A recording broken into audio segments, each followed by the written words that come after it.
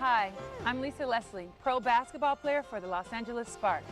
Though I'm very talented athletically, I'm even more talented academically. I'm here because, like you, I believe in the value of education, its capabilities to enlighten and enrich, and if we believe strong enough to transform our lives. While playing pro basketball, I earned my graduate degree in business administration. Please don't sell yourself short by not performing well in school. The key to life is getting a good education, and it starts when you're young. On this episode of NASA Connect, you'll learn all about building better muscles and bones. And just like education, the key to building better muscles and bones also starts when you are young. So stay tuned as host Jennifer Pulley takes you on another exciting episode of NASA Connect. Good stress, building better muscles and bones.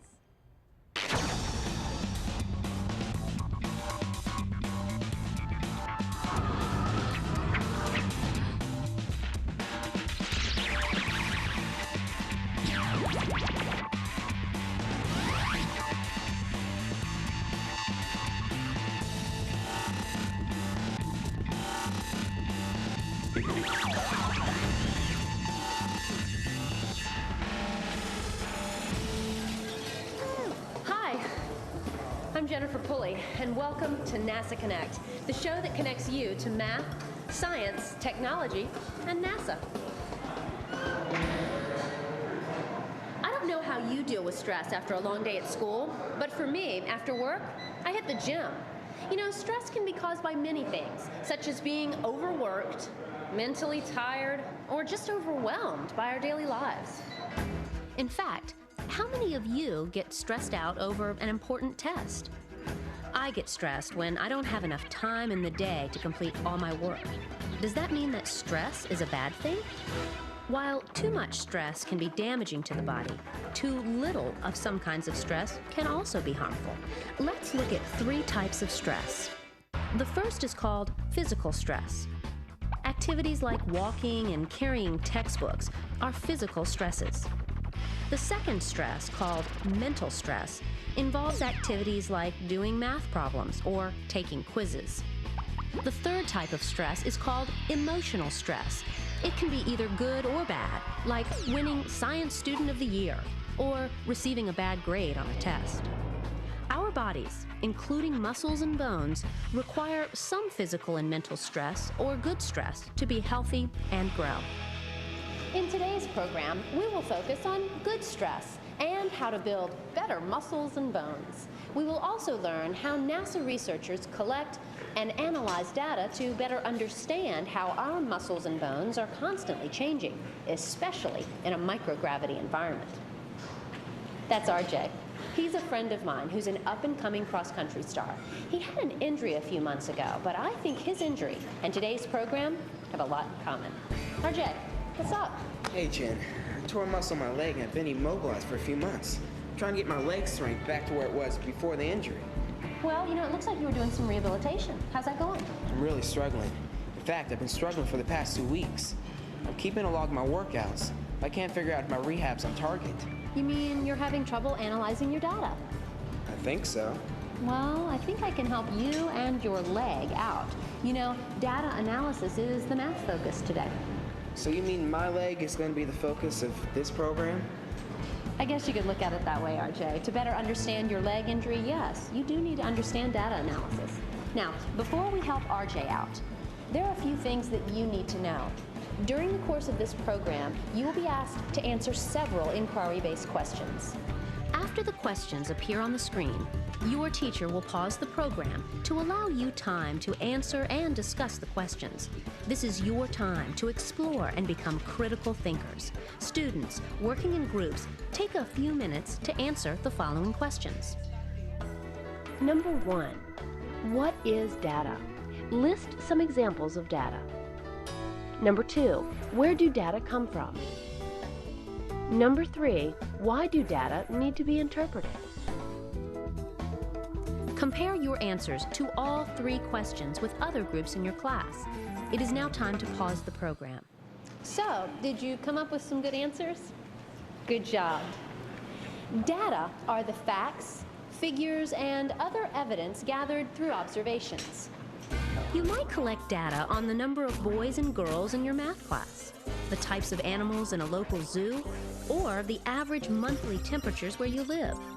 Besides collecting your own data, you might be able to find data already collected in journals, newspapers, almanacs, or even the internet. Once you collect the data you need, then you must interpret or analyze that data. At NASA, researchers are constantly on the lookout for patterns that can help them understand how things work. By analyzing data, they can describe relationships between and among numbers and the scientific principles they are investigating. Before you analyze the data, it's very helpful to arrange the results in an organized way, such as a chart. Graphing your results will help you visualize your findings. By organizing and visualizing the data, you can look for patterns and trends. For example, let's take a look at RJ's data. RJ, what do you have for us? Well, the display shows the amount of weight my right leg can lift when doing a set of 10 repetitions on a leg extension machine. The data was taken over a 4-month period. So it looks like your data are organized by time and weight. A scatter plot would be an awesome graph to use to help you analyze this data. A scatter plot? Yes, a scatter plot is a graph that shows the relationship between 2 variables like time and weight. Scatter plots let you visually determine whether the trend in your data is positive, negative, or none at all. In your case, the 2 variables are time and weight. To make a scatter plot, we plot these 2 variables as ordered pairs. Here's what the scatter plot looks like. The x-axis is the time, and the y-axis is the amount of weight. And don't forget, you always need a title for your plot. Can you determine a trend or relationship in the scatter plot? In other words, does the data show a positive trend, negative trend, or no trend at all? This would be a great time to pause the program and discuss the relationship with your fellow students and teachers. It's now time to pause the program. Well, RJ, what can you determine from the plot? I noticed that my leg strength increased between March and May. But over the last month, my leg strength has remained constant. You know, RJ, you're right. You did have a positive trend for a couple of months. But I wonder why you leveled off. You know, I know someone at NASA who is the lead astronaut strength, conditioning, and rehabilitation specialist. Her name is Beth Shepard, and I bet she could help you out with your rehab program. Here's her contact information. Give her a buzz. Thanks, Jennifer, for all your help, especially learning how to analyze data. I'll talk to you later. Okay. Let's see what he can learn from Beth Shepard about muscles, bones, and rehabilitation. Hi, RJ. Welcome to NASA Johnson Space Center. Thanks, Mrs. Shepard. Please call me back. Okay. Beth. Jennifer called to tell me you were having some problems with your rehab. I sure am. She thought maybe you could help. Jennifer told me that you're the lead astronaut strength, conditioning, rehabilitation specialist. That's right. My job is to physically prepare astronauts for long-duration space missions through cardiovascular exercise, muscle strength and endurance weight training, as well as balance, coordination, and agility drills. Well, it looks like I've come to the right place. Did you bring your data? It's all right here in my palm. What does this graph represent? The scatter plot represents the amount of weight my right leg can lift when doing a set of 10 repetitions on a leg extension machine. The data was taken over a 4-month period. I need some help figuring out why I leveled off during the past month. What kind of muscle tear did you have? I remember my doctor telling me it was some kind of skeletal muscle. I never heard the term skeletal muscle before. Let me give you a crash course on the basics of muscles. Okay. This would be a great time to pause the program to answer and discuss the following questions. What are some types of muscles in your body? Why do astronauts' muscles weaken while working in space? What are some ways to take care of your muscles? It is now time to pause the program. Your body has 3 different types of muscle tissue: skeletal muscle, smooth muscle, and cardiac muscle. Skeletal muscles are attached to the bones of your skeleton. These muscles provide the force that moves your bones. They are also classified as voluntary muscles, meaning you have control over them. Smooth muscles can be found inside of many internal organs of the body, such as the walls of the stomach and blood vessels. They are classified as involuntary muscles, meaning they are not under your conscious control. The last type of muscle, cardiac muscle, is found only in the heart. It has characteristics of both skeletal and smooth muscles. I didn't realize there are different types of muscles in my body. Well, I definitely know now that I tore a skeletal muscle in my right leg. I have control over it. Okay, let's get back to your problem. Now, you've been doing the same leg extension exercise throughout the entire rehab, right? Yes, I have. It's my favorite leg exercise. In order to stimulate growth and recovery, you need to change your workout every 4 to 6 weeks. If you do the same workout program over a long period of time, your body reaches a plateau. And in your case, you reached a plateau a few weeks ago. Gee, I better change my workout plan. Practice for the cross-country team starts in a few weeks, and I want to make it to the state finals. What do you suggest? Well, RJ, I would suggest adding some variety to your exercise program, such as bicycling, swimming, rollerblading, and resistive training with your own body weight. That sounds pretty cool. So, Beth, what kind of rehab program do astronauts go through? That's a great question, RJ. When astronauts return from long-duration space flights, their muscles and bones are weaker. For example, astronauts in space routinely use their arms to move around, but they don't use their leg muscles to resist gravity. The lack of muscle force can cause muscles to weaken or reduce in size. The main focus of my job is to prevent muscle and bone loss, starting with pre-flight and in-flight exercise programs. But because we haven't figured out how to completely prevent muscle and bone loss, the focus of the post-flight rehabilitation program is to return the astronauts' muscle and bone back to their pre-flight baseline. My team develops exercise programs that include cardiovascular conditioning, muscle strength and endurance, flexibility, and agility drills. Each astronaut has an individualized program because the amount of muscle and bone loss differs for each astronaut. That's really cool. That sounds a lot like what I'm going through right now. It is very similar to your rehabilitation program. In fact, one of our astronauts, Leland Melvin, is doing a little rehab of his own. Hi, Mr. Melvin. Hey, RJ, how you doing? Are you rehabbing your leg as well? I sure am. I re-aggravated my hamstring muscle while playing pro football. Wow, pro football player. How'd you go from being a football player to being an astronaut? I injured my hamstring muscle while in training camp with the Detroit Lions, but it never fully recovered. In addition to working hard at sports, I did well academically in school. Too many young athletes today don't realize that sports can only take you so far in life. Our cross-country coach emphasizes that all the time. It's good grades in school that'll make me excel in life. Sounds like you have a great coach. So does your rehab program require mainly stretching? That's only one component. Exercise or good stress is important for maintaining both muscular strength and flexibility and for recovery. When you stretch and warm up thoroughly, your muscles become more flexible. This helps prepare our muscles for the work involved in exercising and playing sports. Also, warming up the muscles can prevent injuries. Like with your hamstring? Exactly, RJ. If you overwork or overstress your muscles, you can strain or pull them, and that's a form of bad stress. Now, I pulled my hamstring really bad, and that was some serious pain. Don't let it happen to you. And if you pull a muscle, you need to let it rest until the muscle heals. Sure did learn a lot about muscles today. Thank you so much for your help. Oh, and by the way, you mentioned that your job deals with muscle loss and bone loss. Do you know any good bone specialists I can talk to?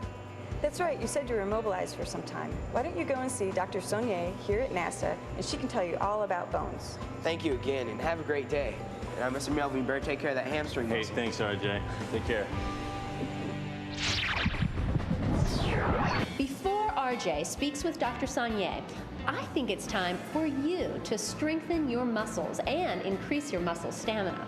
The students at Oxon Hill Middle School will preview this program's hands-on activity entitled Good Stress. Hi, NASA Connect asked us to show you this program's hands-on activity. In this activity, you will be exploring the effects of stress on the muscles in your hands.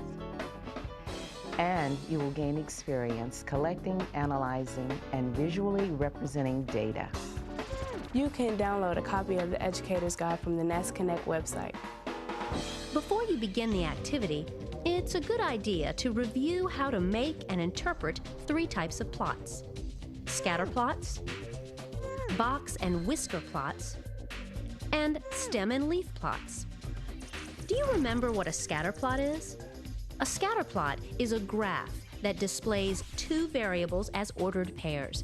You can use a scatter plot to determine how one variable relates to another. A box and whisker plot is a graph that summarizes a data set along a number line. There is a box in the middle and whiskers at either side. The least value of the data set determines the left whisker. The greatest value of the data set determines the right whisker.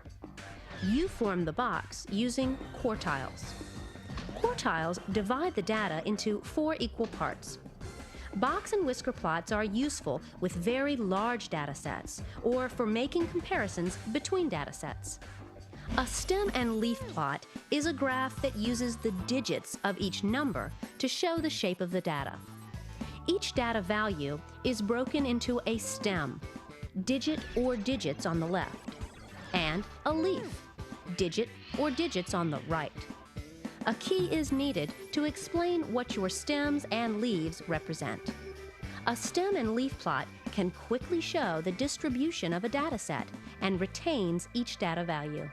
Your teacher can show you example problems using different plots. Now, are you ready to put your math skills to the test? Good. Now back to the activity. Working in groups of 2.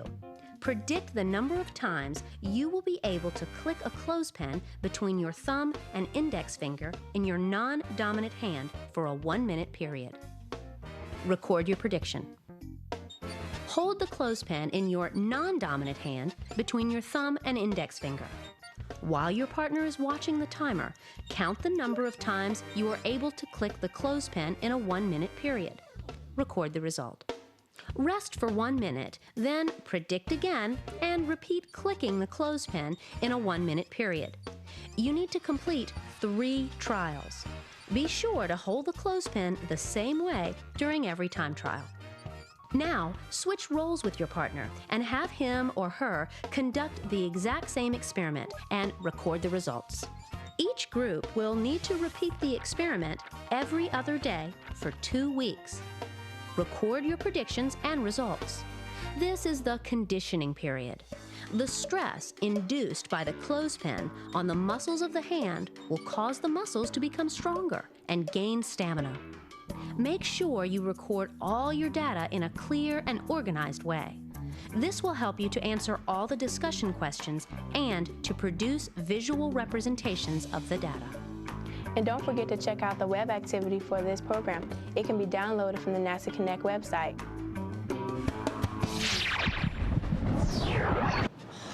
Great job, you guys. Oh, talk about working your muscles.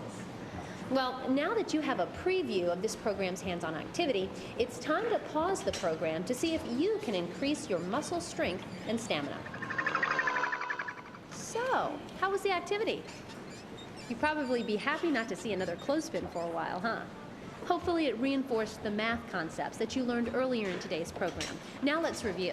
First, we introduced to you different kinds of stress and how physical stress can actually be good stress.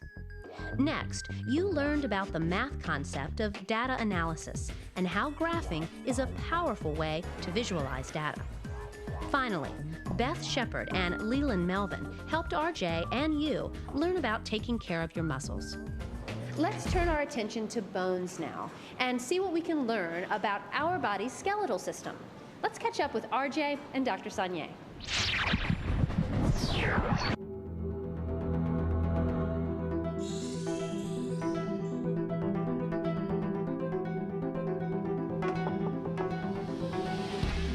Dr. Saunier? Hi, RJ. Come on in. Take a seat.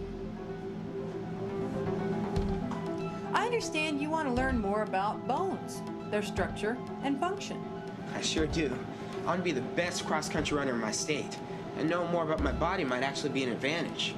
And after meeting Leland Melvin, I want to learn more about astronauts and how their bones can be affected by spaceflight. Sure. I'd love to discuss your body's skeletal system with you. Students, working in groups, take a few minutes to answer the following questions. What does the skeletal system do? It may be helpful to sketch a picture. List some types of bones in your body and explain their function. What are some ways to keep your bones healthy? How are the skeletal and muscular systems related? It's now time to pause the program. Without the skeletal system, your body would collapse. Your skeleton has many functions. It provides shape and support, protects your internal organs like your brain, heart, and lungs, enables you to move, produces red blood cells, and stores important minerals until your body needs them. You have about 206 bones in your body. For example, your arm consists of the humerus, radius, and ulna. Your leg consists of the femur, patella, tibia, and fibula. All your bones are connected to the vertebral column, or backbone, in some way. I mentioned earlier that the skeletal system enables you to move. Most of the body's bones are associated with muscles. The muscles pull on the bones to make the body move. So the muscles and bones in our bodies work as a system? That's a great observation, RJ. That's why we can't just learn about muscles without understanding about bones, and vice versa. Bones also store minerals, such as calcium and phosphorus. These minerals make the bones strong and hard. They're packed tightly together. In fact, bones are so strong that they can absorb more force without breaking than concrete or granite rock. And bones are much, much lighter. Is there anything else in bones besides calcium and phosphorus?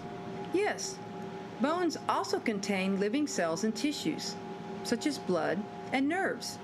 As you grow, new bone tissue is produced. Even after you are grown, your bones continue to form new bone tissue. So what does the inside of a bone look like? Well, for example, let's look at a femur, or thigh bone. The femur, which is the longest bone, connects the pelvic bones to the lower leg bones. Notice the thin, tough membrane that covers all of the bone except the ends. Blood vessels and nerves enter and leave the bone through the membrane. Beneath the membrane is a layer of compact bone, which is hard and dense. Just inside the compact bone is a layer of spongy bone.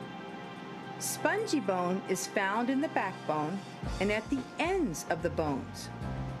Like a sponge, spongy bone has many small spaces within it. This structure makes spongy bone lightweight but strong. The spaces in bone contain a soft connective tissue called marrow. Because my leg was immobilized for a period of time, does that mean that the bones of my leg were affected? Sure, your bones were affected, not in terms of size, but in terms of bone density. So, RJ, do you have any idea how to keep your bones healthy? Well, I believe good nutrition and exercise is the key to strong and healthy bones. Way to go, RJ. You're pretty good. I learned about good nutrition and exercise from the NASA Connect program. Better health from space to Earth. Go to the NASA Connect website to learn more.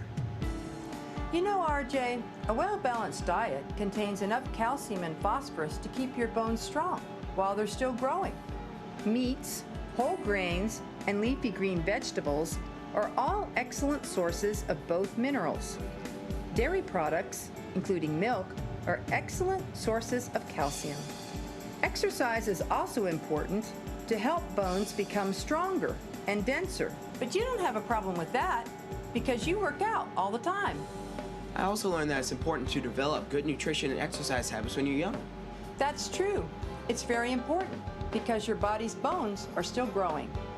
Beth Shepard told me earlier that astronauts' bones become weaker and smaller after they return from space.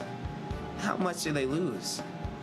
Well, it depends on a number of factors, such as spaceflight duration, amount of exercise in space, nutrition, and body chemistry.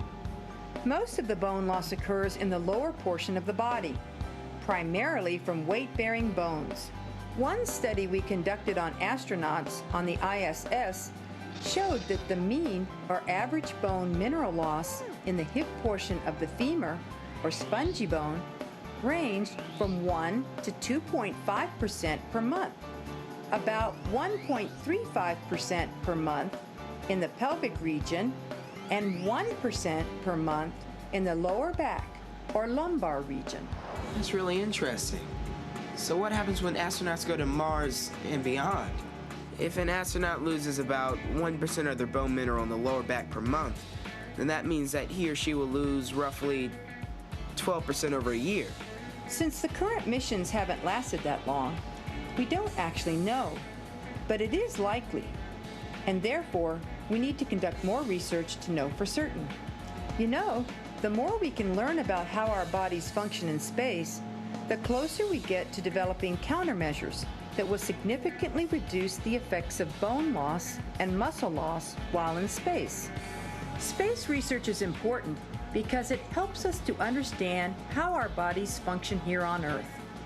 It is another tool to help us combat diseases, such as the bone disease osteoporosis. Thanks, Dr. Sonia. If you ever need assistance with your research, just call me. I'll do that, RJ, and good luck with your training. Okay, take it easy. I think we'll be hearing more from RJ in the years to come, and hopefully we'll be hearing more from you. Don't forget to check out this program's Student Challenge, which can be found on the NASA Connect website. Well, guys, that wraps up another episode of NASA Connect. We'd like to thank everyone who helped make this program possible. Got a comment, question, or suggestion? Well, then email them to connect@lark.nasa.gov. So until next time, stay connected to math, science, technology, and NASA. And remember, the good stress in life. See you then. Worse on bones than sticks and stones, so give yourself a break. But there is a good kind of stress that builds better muscles and bones. It's a mental than physical thing, so let's get in the zone. Yeah.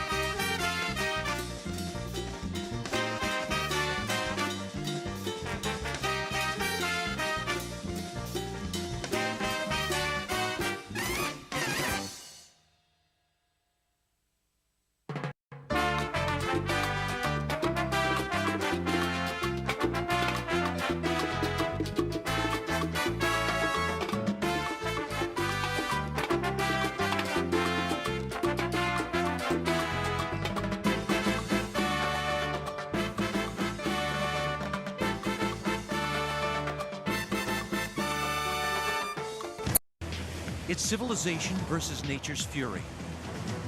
Raging blizzards bury cities under thousands of tons of snow. Howling hurricanes tear apart coastal communities with wind and rain. And flash floods wipe entire towns off the face of the earth. As the skies clear, people begin to pick up the pieces. But after the storm, insidious damage is still being done. Our most vital natural resource is under assault, our nation's waters.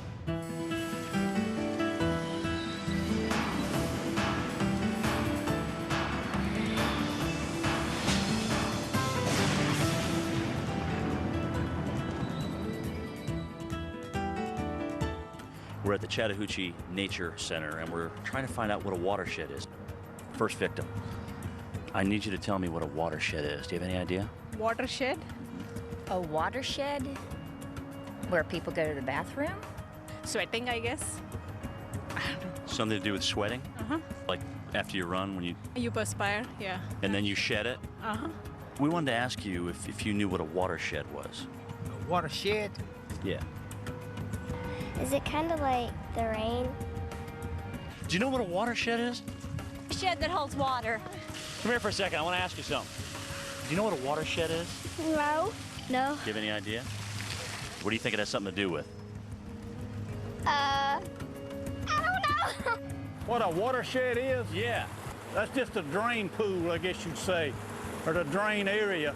That's where the rainwater drains into the river. Correct. That's a great answer. A watershed is that area of land that drains to a body of water, be that if it's a river, a stream, the ocean, an estuary, a bay. Wherever you live drains to some water body, and you live in a watershed. So everyone lives in a watershed. And in this modern industrial age, our water sources are becoming more contaminated with each passing year. The biggest water quality problem that we have in the nation today is polluted runoff. All water east of the Continental Divide drains to the Atlantic, while water west of the divide flows to the Pacific. And one drop of rain can cross many different watersheds along the way.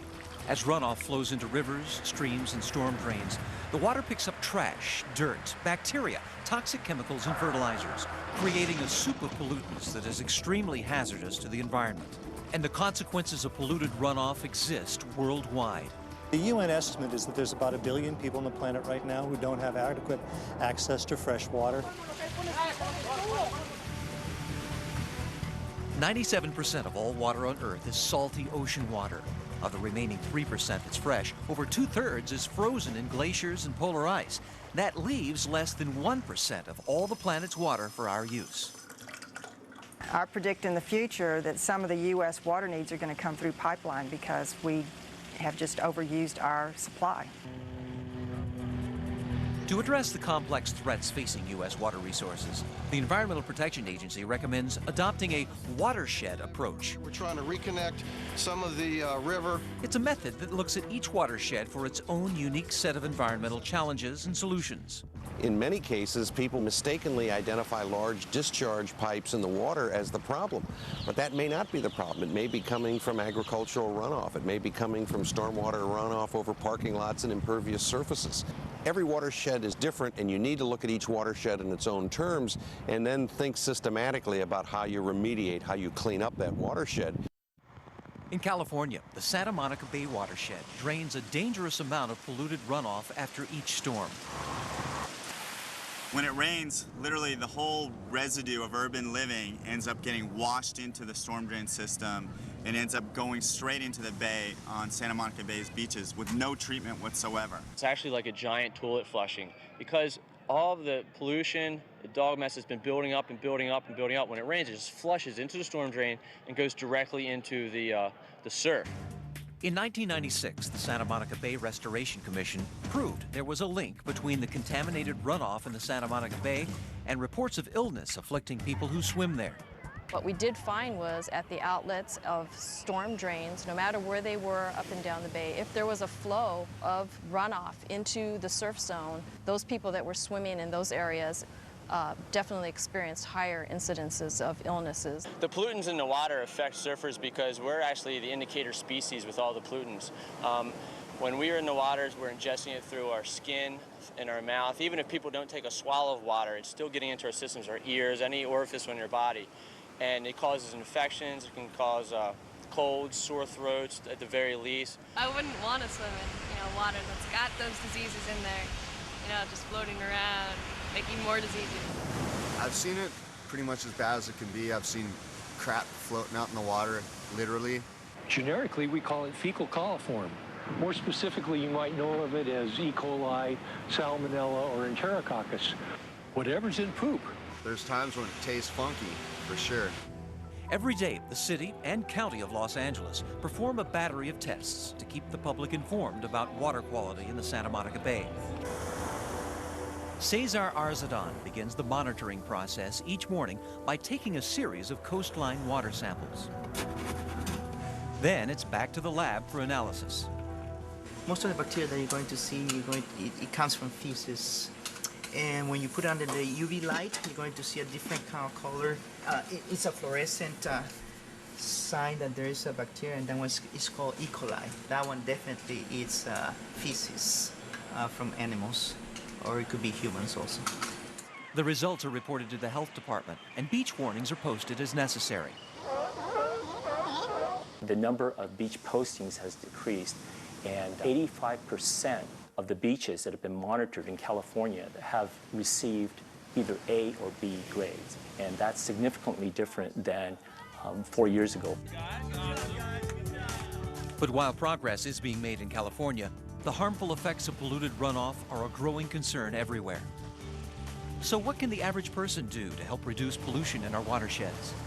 How you apply pesticides or not in your garden, how you wash your cars, making sure that you don't throw cigarette butts out onto the street. Do not dump things on the ground, especially oils or any chemical pollutants. Pick up after your dogs. A lot of people don't realize how important that is. And just be a conscientious citizen and don't leave anything on the ground. I think one person can make a difference and needs to make the difference. If not you, who? Coming up. We're heading for what's known as an ecosystem collapse. Can the Gulf of Mexico be saved from polluted runoff?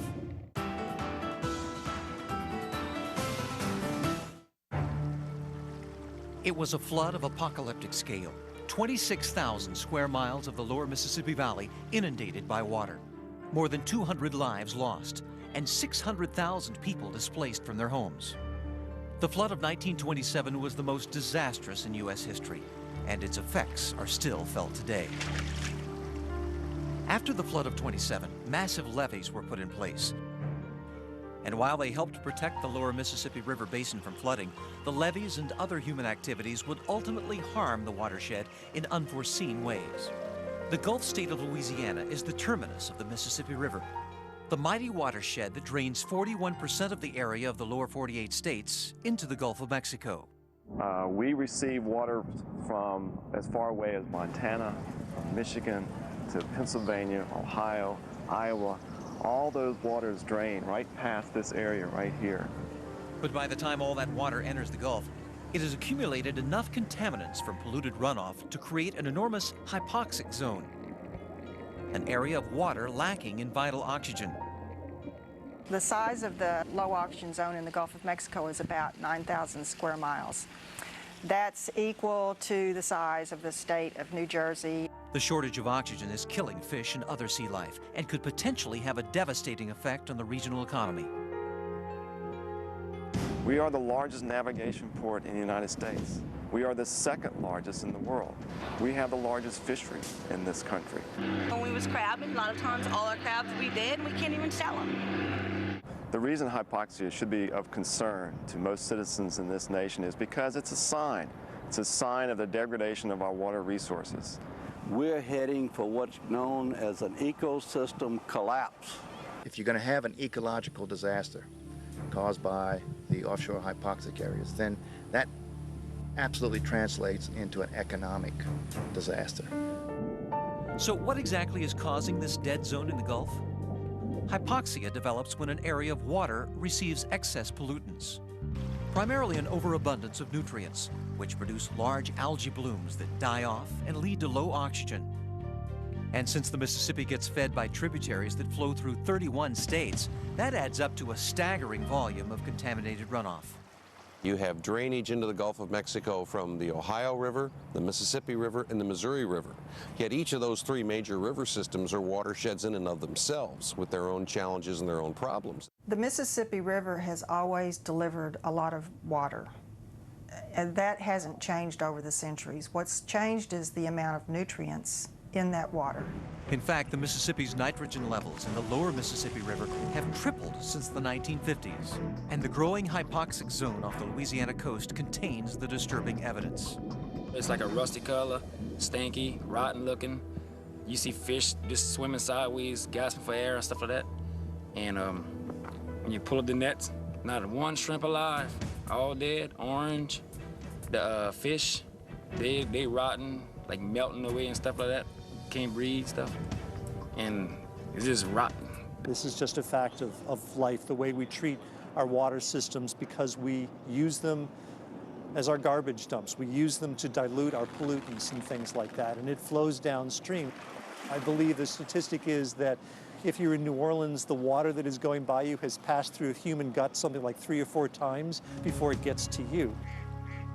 Incredibly, Louisiana boasts a natural resource that removes pollutants from the draining Mississippi, the once abundant wetlands. Plants that grow in wetlands produce these wonderful filters for everything that is coming into them. They trap sediment, they tempt chemicals, and what leaves the wetlands is much, much cleaner water. Wetlands also provide an important habitat for birds and other wildlife.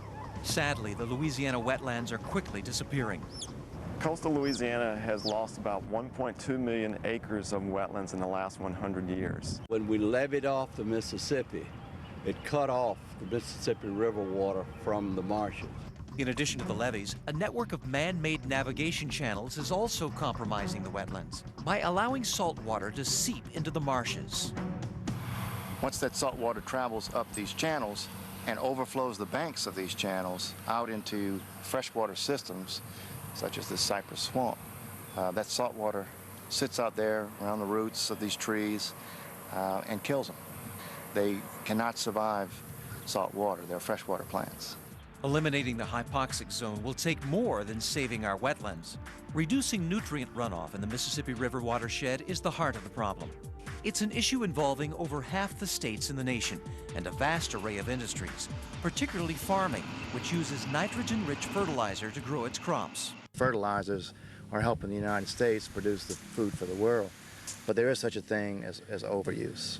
There are scientists who have done the analyses, and predict that you could reduce fertilizers by about 12% without reducing crop production and see a significant decrease in the amount of nitrogen going into the Mississippi River. Experts say the first key to changing behavior is raising public awareness. We all live downstream of somebody, and we all live upstream of somebody. So what somebody else does in their watershed affects the water that I receive, and what I do in my watershed affects the water that somebody else receives downstream. If we don't clean up our act, our water resources, which we simply cannot live without, will be ruined. Coming up, can the water supply for 9 million New Yorkers be saved from the ravages of polluted runoff?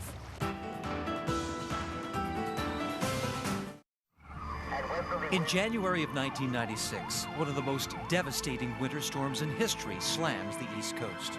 2 feet of snow dumps on New York and throughout the Northeast Corridor.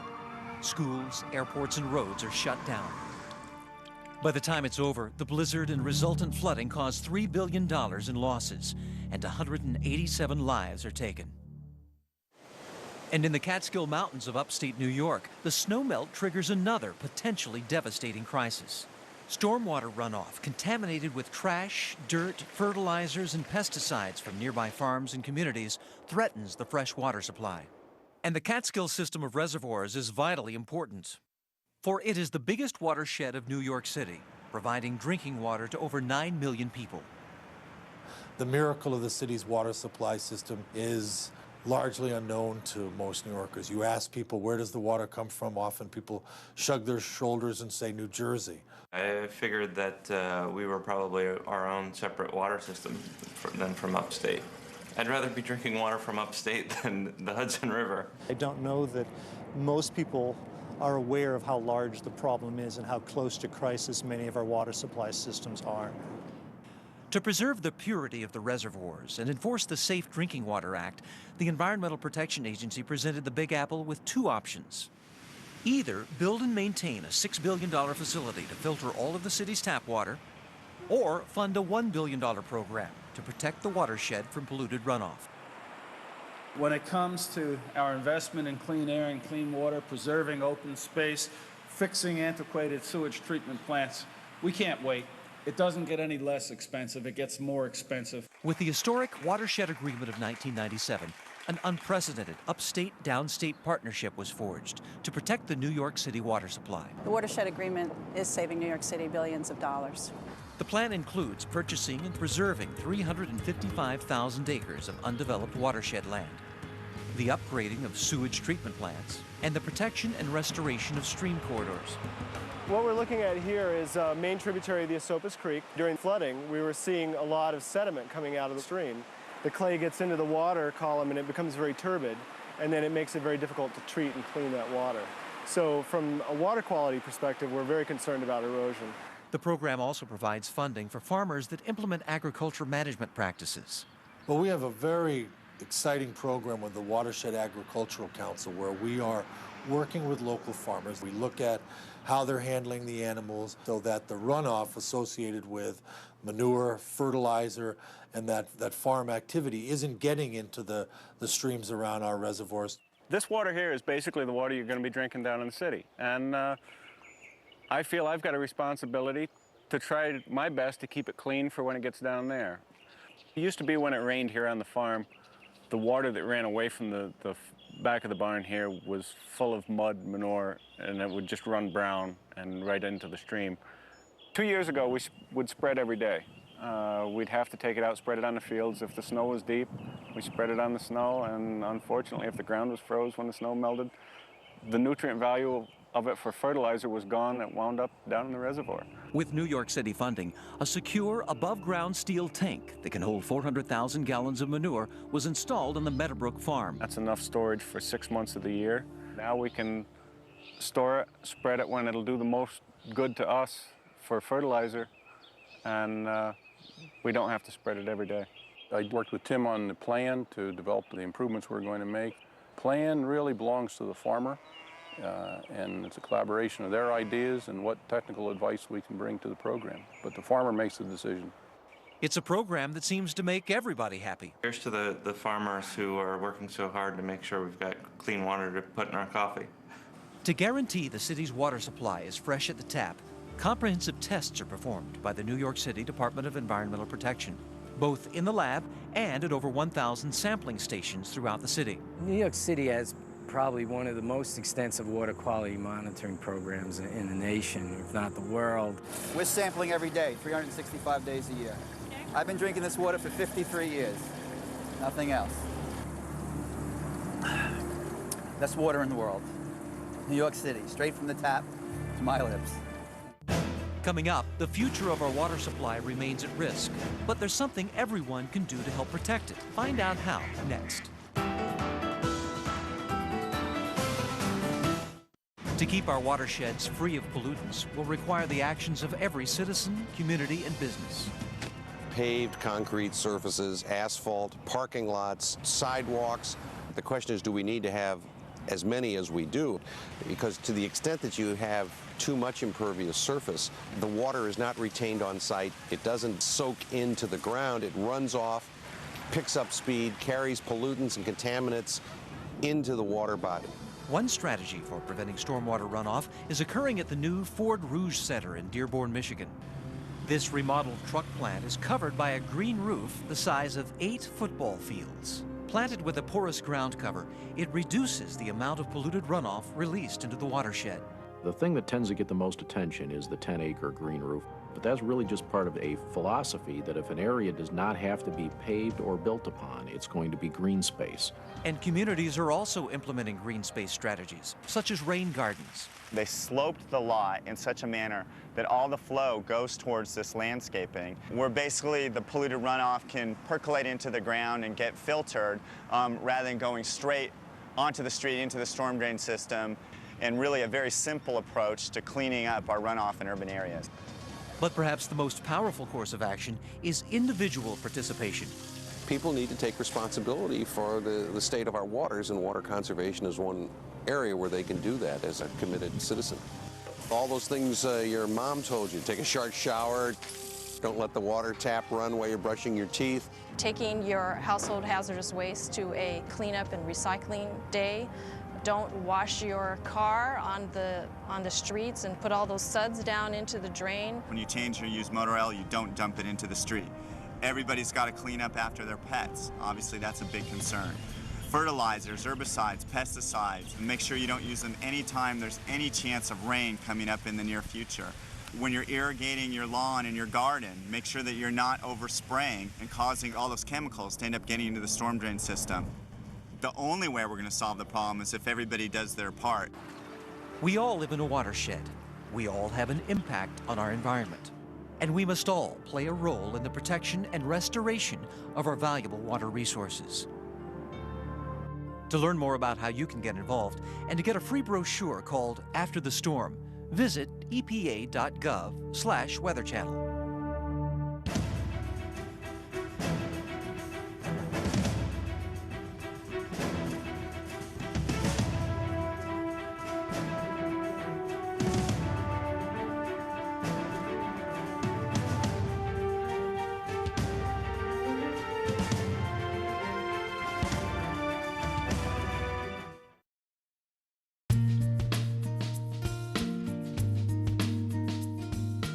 Although national air quality has improved dramatically over the last 20 years, challenges remain in protecting public health and the environment. In many areas of the country, people continue to suffer from respiratory and other health problems directly related to air pollution. Recent data show that nearly 160 million people live in non-attainment areas for ground-level ozone, also called smog, which is formed by nitrogen oxides or NOx and other pollutants. Close to 90 million people live in areas that violate air quality standards for particulate matter or small airborne particles. These air pollution problems are manifested by increases in premature mortality, increased asthma-related emergency room visits, increased risk for heart attacks, strokes, and numerous other health impacts, as well as millions of lost school and work days. One of the largest sources of air pollution is diesel exhaust.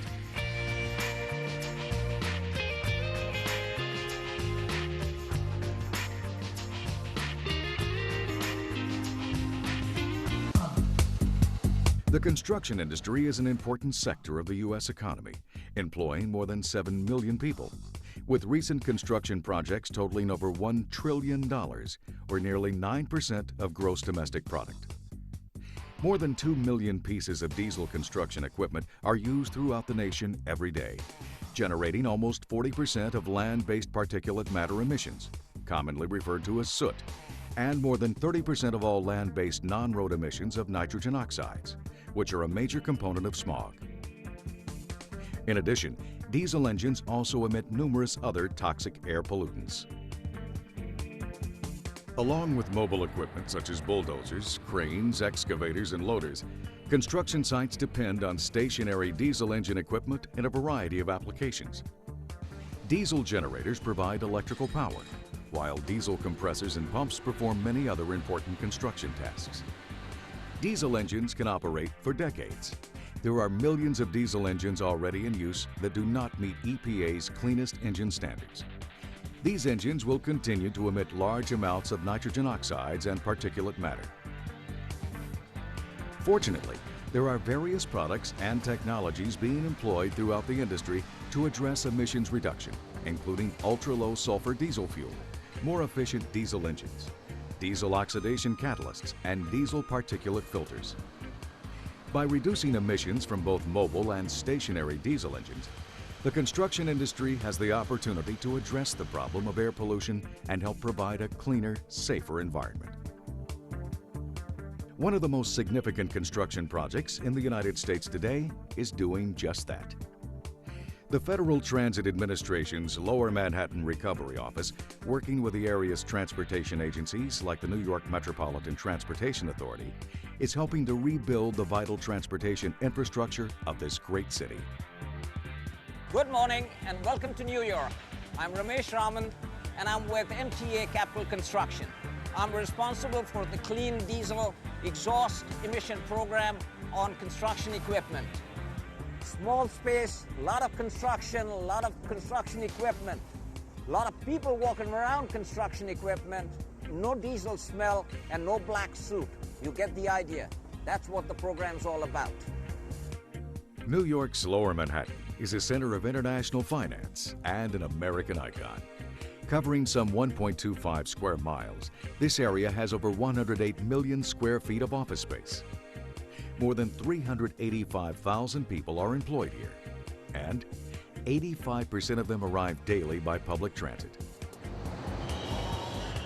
People are sometimes surprised that people do live in the financial district. A building might have retail at the street level, but above it could be a co-op with many families with many kids. There are over 30,000 people that live down and around this key financial center. And there's a lot of tourists. It's very, very crowded. It's very, very dense. So therefore, when there are construction projects in an already congested neighborhood, a lot of work has to be done to minimize the impact on the people that live and work here. Using clean diesel technologies to lead the way towards cleaner air, both the Day Street and South Ferry sites are complicated and challenging urban construction projects. As part of the Fulton Street Transit Center project, construction at Day Street will create an underground pedestrian walkway, connecting the PATH train terminal to the Fulton Street Transit Center, providing a gateway to subway lines across Manhattan and beyond. The South Ferry project will construct a new underground corridor, rerouting several subway lines, as well as establishing a new station at Battery Park and the Staten Island Ferry Terminal. Subcontract values from $3 million and up have brought more than 10 subcontractors with non-road construction equipment to the project, including 2 major retrofit suppliers and a fuel supplier wet hosing equipment on the site. Over 100 machines with Tier 2 engines ranging from 50 to 500 horsepower that meet some of EPA's most stringent standards. Over 100 diesel particulate filters were installed. Over 350,000 gallons of ultra-low sulfur diesel fuel have been used. Air quality, noise, dust become an issue, and they become significant when a community surrounds the project site in such large gatherings. I've been in the business 23 years, various different positions. This is the first project I've been involved with where we've had such strict diesel emissions requirements. Our contract specifications asked for 3 simple things: Tier 2 engines with diesel particulate filter using ultra-low sulfur diesel fuel. We had some challenges in accomplishing these project specifications when it hit the contractor's desk. When we first started, it was very difficult and frustrating because quite a few of the manufacturers didn't quite have what was required. Some of them were a little bit behind. Some of them were on top of it. And we also had quite a few subs who we had to bring along with this process. So initially it was difficult and frustrating, but as we worked through it, we got the hang of it pretty well. And as time goes on and more jobs come out, it'll just be the norm.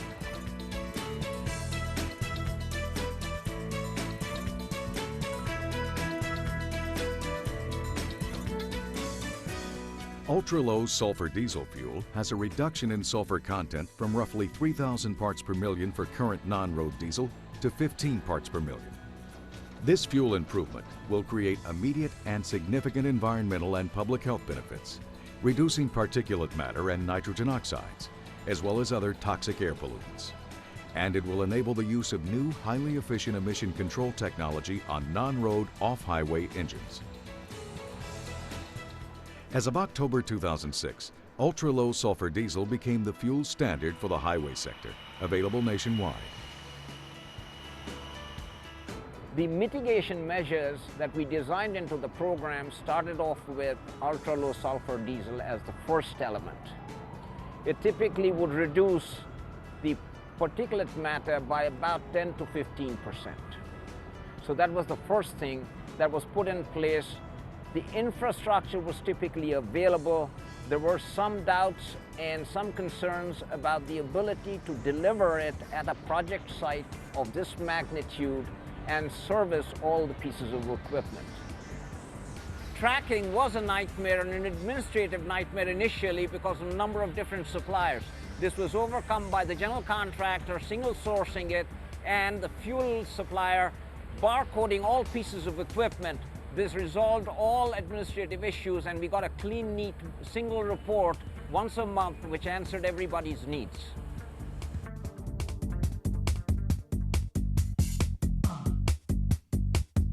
Second thing that we examined was the engine itself that would arrive with the equipment.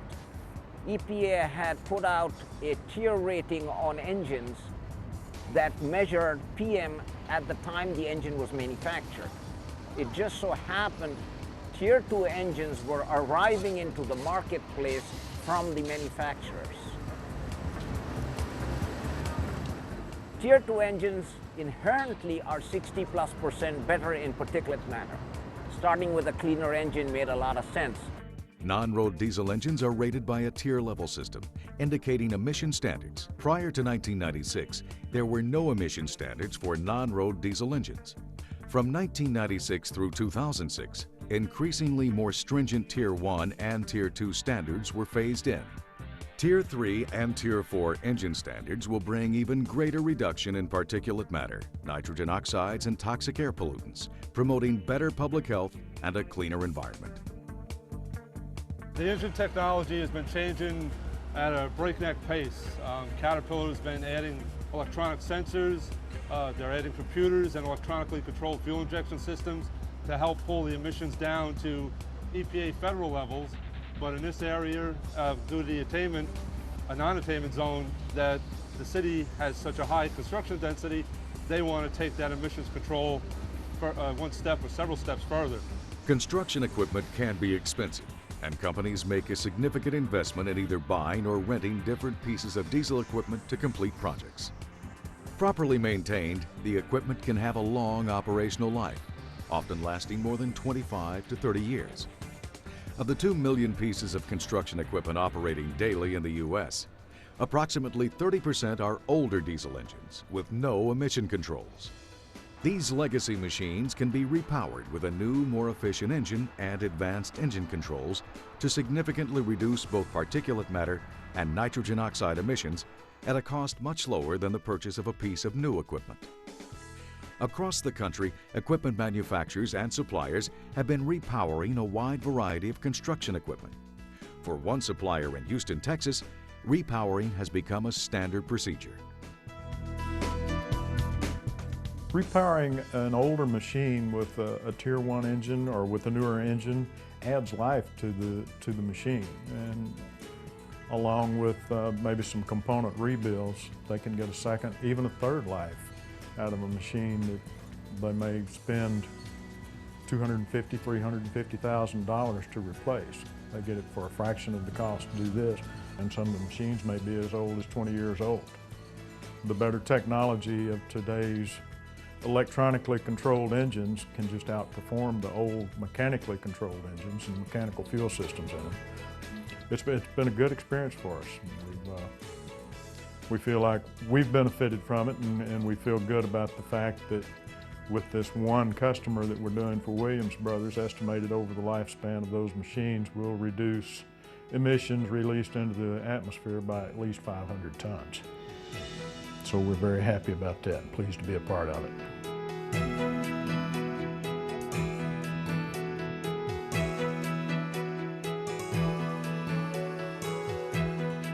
The third challenge was trying to get beyond the Tier 2 60% and put a filter on the machine itself. The fears were that we hadn't tried this before. In fact, nobody else had. There were studies done under very controlled conditions, but this was not a controlled condition. This was open market, open construction. The manufacturer of the retrofit, would he be able to supply the quantities needed was a big issue. And one of the other fears was it should not come in the way of a schedule. The construction schedule shouldn't get penalized because of having to have an equipment outfitted with a diesel particulate filter.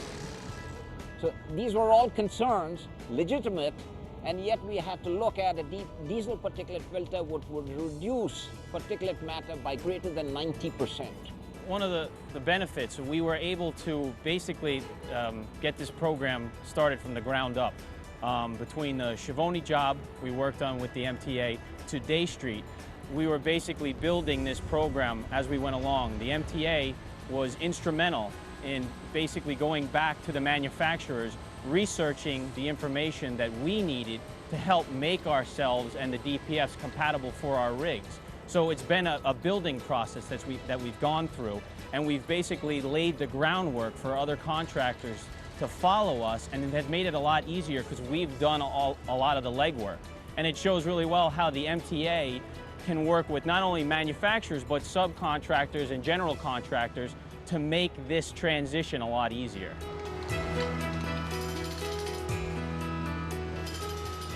This process started January of 2005. We were one of the subcontractors that were elected to start this project through the MTA project, through Schiavone Contracting and some of the contractors that were down here. Part of the process of retrofitting is determining what type of off-road equipment they have and the sizes of the equipment and the sizes of the engine.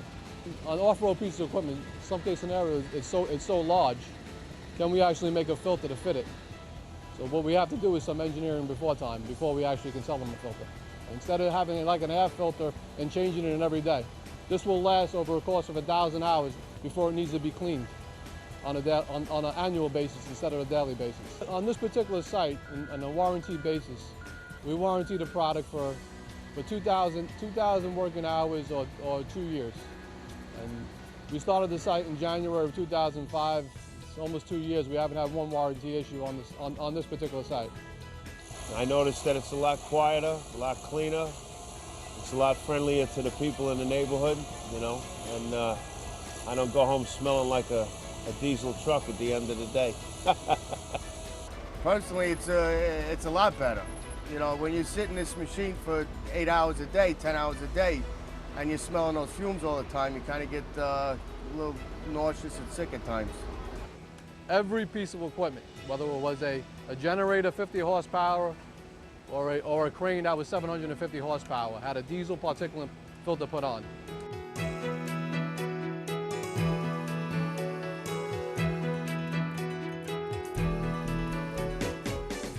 Diesel oxidation catalysts, or DOCs, are a common exhaust aftertreatment technology used to reduce emissions when diesel particulate filters are not an option. At the O'Hare Airport Modernization Program in Chicago, Illinois, DOCs are the emission reduction technology of choice. A DOC can reduce particulate matter by 20 to 40%, reduce hydrocarbons and carbon monoxide by up to 50%, and reduce many toxic air pollutants. DOCs are often selected because they may be used with a variety of fuels. However, the greatest levels of reduction are achieved by using DOCs with ultra-low sulfur diesel fuels. There are a number of different DOCs available and verified by the EPA and the California Air Resource Board. Typical installation is relatively straightforward, and there is little maintenance required. As far as retrofitting a vehicle with the diesel oxidation catalyst there, we actually have a cross-reference list that's published for it. So if you know the existing muffler part number that's on the vehicle, all you have to do is look that up, crosses over to its replacement diesel oxidation catalyst filter, and it can be done very easily right across the parts counter. Takes no training to install it, has no adverse effects on the operation, output, fuel economy, anything on the vehicle, and it is truly a direct bolt-on replacement for the muffler. Retrofit technologies are advancing at a rapid pace.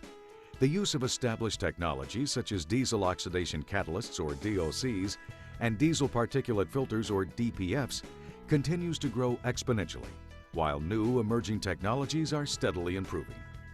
The machine runs, I think, a lot more efficiently, and the greatest thing, especially working down in this area, is with the concerns for the environment. This machine is actually a godsend to actually have this built into the machine. I think from my operators' notices, they think it's better. I think, you know, environmentally being around the machine is safer and better. In all means, it's better for us as construction people and for the public around. These new technologies are helping us reduce harmful emissions, and such practices as eliminating unnecessary idling can help to lower emissions while reducing fuel consumption and improving your bottom line. We're more educated about it now. We know more what we'll be getting into on future projects, as do the suppliers and the manufacturer of the equipment. So I would suspect as time goes on, this is just going to be second nature. I believe the movement we're seeing to repower older machines with more efficient, cleaner burning engines is here with us. I think it's just the tip of the iceberg that we're seeing right now. I believe that restrictions are going to become more stringent. As national air quality awareness heightens, we must continue to find ways to make our construction equipment, our practices, and our business choices more environmentally friendly. These affordable, available, clean diesel techniques and practices provide a strategy that can help local, state, and tribal air quality planning organizations meet national air quality standards. They are reducing the adverse health impacts of air pollution and improving the quality of life for everyone. I feel a lot better when I go home, you know, compared to running the older rigs, you know. So this is clean, and it's lean, and it's mean. That's all I can tell you. What's so great about these environmental performance commitments or measures that the agencies are working with the community and the people that live and work in the community to make it better. It's not only better for the people that work and live down here, but it's also better for the workers as well. And it's really nice that we've been able to come together to make our community more livable. The South Ferry train station, subway station, is also right there in the middle of Battery Park City. And people, when they want to come to the park, they don't want to be smelling diesel fumes. They want to be looking at the beautiful flowers and smelling the roses. The New York Metropolitan Transportation Authority's Lower Manhattan construction projects and the people who work on them demonstrate the will, the determination, and the innovation that defines the American spirit, protecting the quality of air we leave for generations to come. For more information regarding EPA's Clean Diesel program, please contact www.epa.gov/cleandiesel.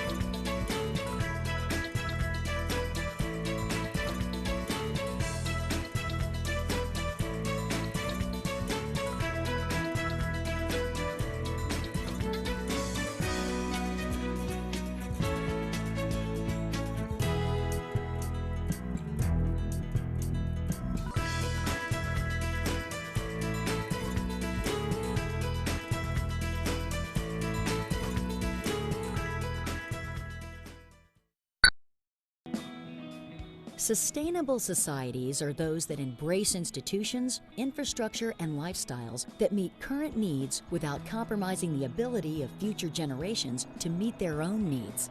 Sustainable techniques are gaining popularity throughout the United States with individuals and communities. In 2008, the U.S. Botanic Garden hosted the One Planet Hours exhibit to show examples of functioning green techniques that can be used in homes and businesses that will make our society more sustainable. In addition, many of these techniques can also help improve the health of our nation's waters.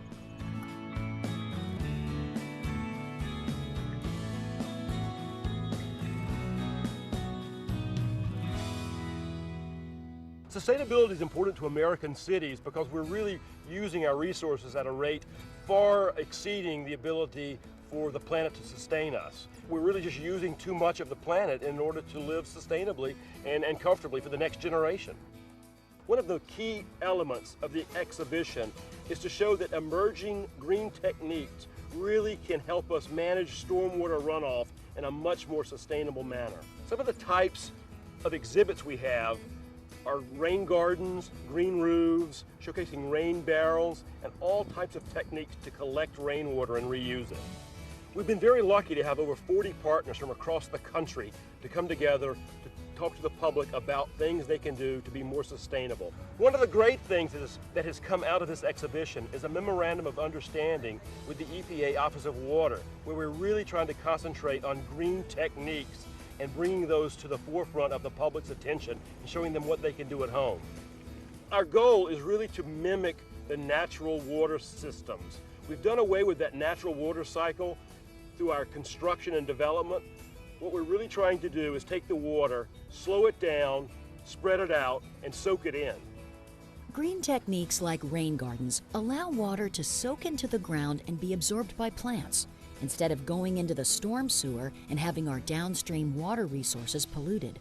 Rain gardens are very easy tools for soaking up and absorbing rainwater on site. Rain gardens catch runoff from rooftop downspouts, driveways, and other hard surfaces.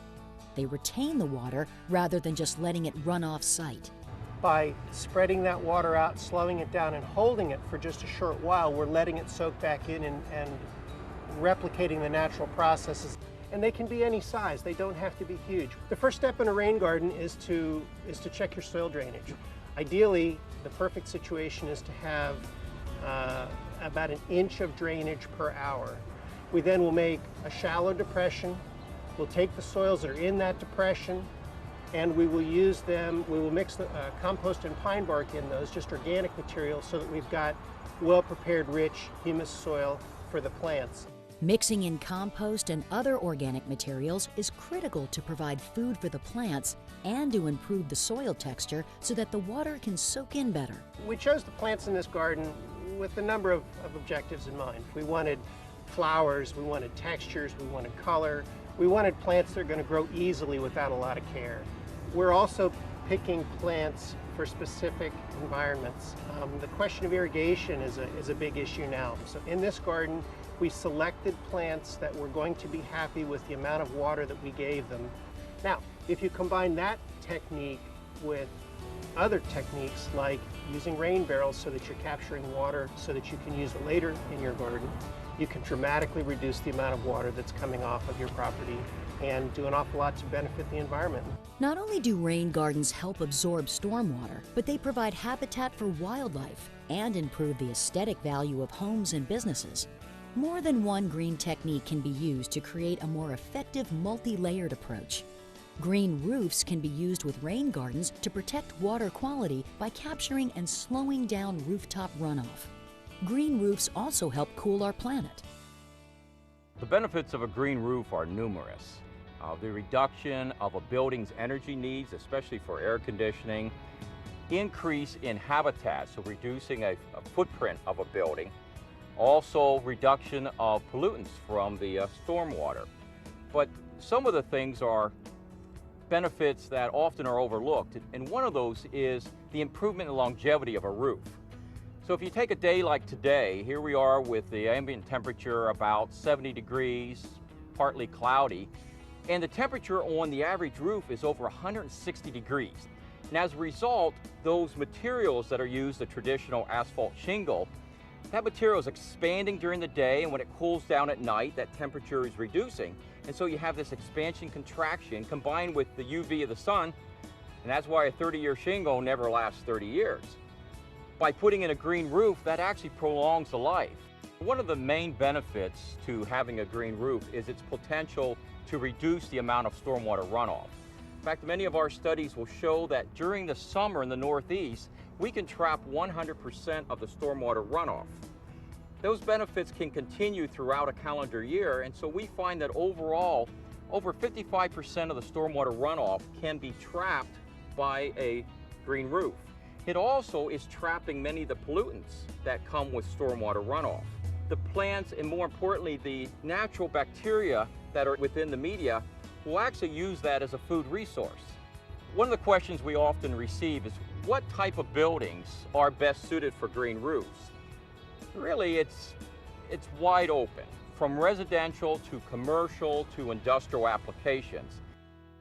Rain barrels are an easy do-it-yourself green technique that collects rooftop runoff into a barrel. The tap and hose at the bottom of the barrel allow easy access to the water so that it can be used later to water your plants. Well, here you see at the EPA Greenscapes exhibit, they've got their rain barrel attached to the downspout in the gutter. This collects the water during a rainstorm, stores it or slows it down so that it can be used later to water the garden in a dry spell. Typically, you want to keep it accessible, and you may just want to plant around it, as in this case, and allow the foliage of the plants to hide it. They're pretty widely available. You can look on the internet to find a local source. A lot of municipalities have them available for residents. You can also find them at do-it-yourself stores, hardware stores, and most garden centers carry them. Rain barrels are a very easy way for homeowners to save money on water bills, conserve water, and help protect the environment. Cisterns are very similar to rain barrels, but on a much larger scale. A cistern is a large storage tank designed to capture stormwater runoff from a building so that it can be later used for irrigation or other purposes. This cistern at the U.S. Environmental Protection Agency's headquarters building in Washington, D.C. can hold up to 6,000 gallons. In this case, the collected water is used for landscape watering. Installing green techniques at your home or business can help make our planet more sustainable by reducing the impacts associated with stormwater runoff. You can make a difference. These techniques that we've been talking about enable anyone to do something to make their community more sustainable, to protect the water resources, to address some of the larger pollution issues that we have, to protect our waterways. These really are a beautiful solution to water pollution. To learn more about how you can incorporate these green techniques, visit the websites of both the U.S. Environmental Protection Agency and the U.S. Botanic Garden.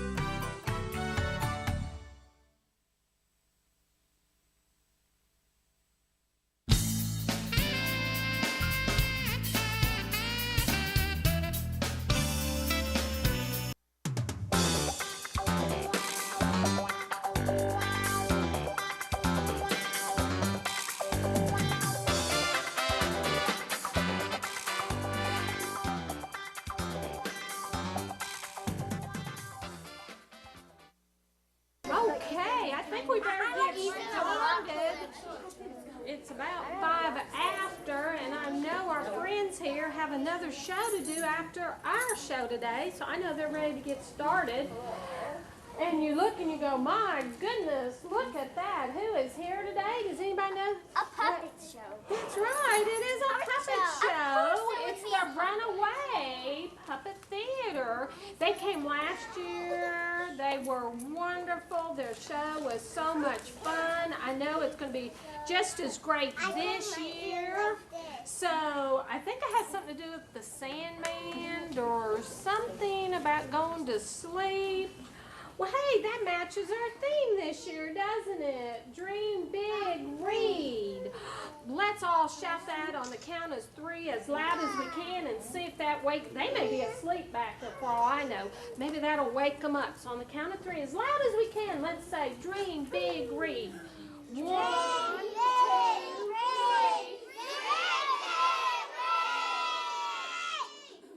Well, that woke them up. Hey, how are you guys today? There's people way over there. They don't have a big enough stage. If I come over to see you, I'm going to fall off the stage. So I'm just going to lean, okay? Hi, how are you guys? Hi, my name is Robin May. I'm one of the puppeteers with Runaway Puppet Theater, and we're really glad to be here with you today. Oh, excuse me. Oh, excuse me. We're so glad to be in. We had a great time. Oh, I'm yawning. Sorry. Anyway, we hope. Oh my goodness. Oh. Wow, I'm so sorry about that. I didn't get very much sleep last night. I guess the Sandman didn't come and see me last night. You guys know who the Sandman is, right? Yeah. Yeah, the Sandman is a mythical character that supposedly comes around and puts us to sleep at night and then gives us dreams and things like that. But we know that he's not really real, because why would somebody come in your house and... Hey, wait a minute.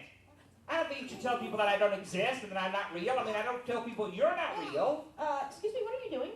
You're telling people I'm not real and I don't like it. I mean, I may not have the press that Santa Claus or the Easter Bunny get, but I have a very important job. Are you trying to tell me that you're the Sandman? That is exactly what I'm trying to tell you, and I don't think you should tell these people. Oh my goodness, this is what you look like when you're awake. Oh, I never get to see you like this. This is so... Oh my goodness, that's what color eyes you have. I never would have guessed. You're so much more active in the daytime. Well, actually, that's not true. Some of you are pretty rambunctious at night, to be honest. Excuse me. You were saying you had a very important job? Oh, yeah. Well, most people think I show up and put people to sleep, but that's not true. I actually show up after you've already gone to sleep. Oh, so after we're sleeping, that's when you show up. Exactly. So I know which one of you out there still wear footy pajamas. Yeah, not just the kids either, I can tell you. And I know which one of you still sleep with stuffed animals, like stuffed bears and things like that. In fact, there's somebody out there right now who sleeps with a stuffed octopus. Really? You know who you are. Cool. But I show up after your sleep, and I tell you stories, which you call dreams. Oh, so the Sandman is really a storyteller. Exactly. And I thought today I'd break with tradition a little bit and come by and tell you some stories while you're awake. Well, normally that would be great, but we're just about ready to start a show here. We're going to tell these kids stories about nighttime and sleep and dreams and stuff. Oh, that's great. I know all kinds of stories about nighttime and sleep and dreams and things like that. Yeah.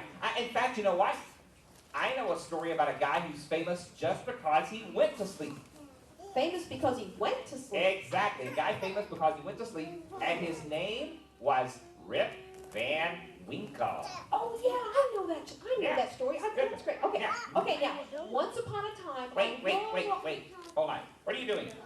I'm telling them the story of Rip Van Winkle. Don't you think I should be doing that? After all, the show is called Sandman's Sleepy Stories. Well, yeah, I guess. Just go on ahead. Thank you. I appreciate it. See you back there? All right.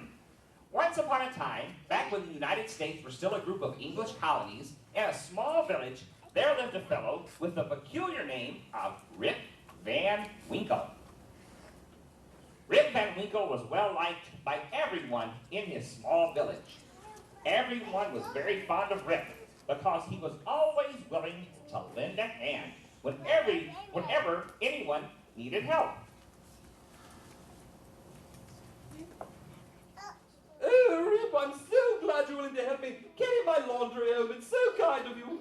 No problem, Mrs. Dretcher. You know what they say, virtue virtue is its own reward. Oh, do they? Well, I was going to reward you with a piece of pie, but in that case, I won't... Well, you didn't let me finish. Virtue is its own reward unless there's pie involved. Then take the pie. Oh, wonderful, wonderful. I've come up with a new recipe. I'm very eager to see what you think of it. Well, that's great because, you know, my laundry carrying ability is only outshone by my pie tasting ability. Oh, wonderful, wonderful. I have one I call Mrs. Drutcher's Chocolate Surprise. Well, what's the surprise? There's no chocolate in it, only strawberries and sardines. Oh, darn, I just remembered. I'm supposed to meet Mr. Van Brummel. I tell you what, you go on home, and I'll bring your laundry later. Oh, and I'll warm up a piece of pie for you, will I? Yes, nothing better than warm sardines. I'll see you later, dear. Strawberry and sardines, black. Well, as my old pappy used to say, never turn down a free piece of pie. Well, I guess maybe I can figure I'll get a piece without too many sardines in it. Hey, Mr. Van Winkle, catch! Oh! Oh, Mr. Van Winkle, I'm sorry, did I hurt you? You okay? Where'd you go? I lost my hat. Oh, no. Sorry, Mr. Van Winkle. I know how much you like your hat. Yes. Oh, you all right? You okay? Did I hurt you? Yeah, I'm fine. Oh, well, you dropped all the laundry you were carrying, though. Oh, yeah. Looks like Mrs. Dretcher's going to have to do her laundry all over again. Listen, I was wondering if you would play ball with us tomorrow. You hit and kick and throw better than any of the other kids. Well, that may be because I'm 25 years older than the rest of you. Yeah, maybe. But, you know, I can't tomorrow. I have to meet Mr. Van Brummel for a lesson. Mr. Van Brummel, the school teacher? Yeah. What is he teaching you? No. I'm teaching him how to fish. Mr. Van Brummel doesn't know how to fish? Nope, not at all. And I don't know how long it's going to take for our lesson. It could be all day long. Oh, means you can't play ball tomorrow. I'm phooey. Well, but you know what that does mean? No, what? That means we'll have to play today. Yeah, you go get the rest of the kids. We'll meet at the King George Inn and we'll go play ball. Yeah. Oh, this is the best day ever. Yes. Does my heart good to see the kids all excited. Ooh, yeah. Mrs. Drutcher's going to have to do her laundry all over again. Oh, look, there's a sock in the azalea bush. So as I say, Rip Van Winkle was well liked by everyone in his little village. Well, with maybe one exception. Rip Van Winkle, where are you, you no good, lazy layabout? Uh-oh. That sounds like the melodious tones of my wife's voice. She better not see me here like this, so I better sneak away.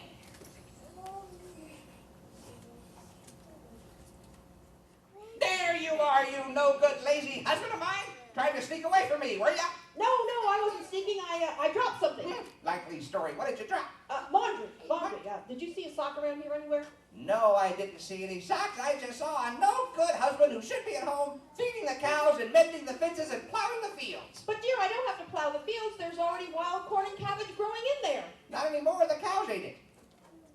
Well, there you go. Now I don't have to feed the cows. Why do we have cows anyway? You can't play with them. They won't play fetch, and you can't ride them. Well, you can, but they don't go anywhere. They just look at you and go, You could at least mend the fences. But if I mend the fences, then the cows can't get in the field to get the corn and cabbage. You really don't think these things through very well, my dear. I should have listened to my mother, but no.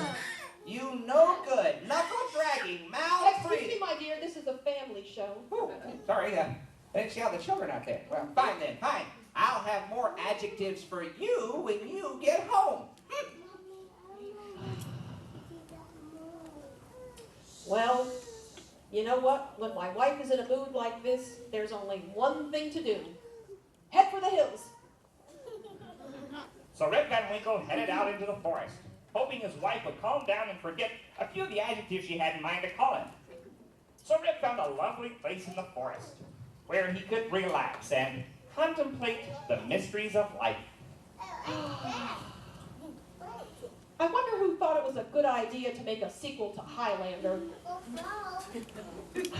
When suddenly he heard, Rip Van Winkle! What was that? What was that? Oh, must have been my imagination. Oh. Rip Van Winkle! Oh, was that my wife? No, she wouldn't come out in the woods looking for me like that.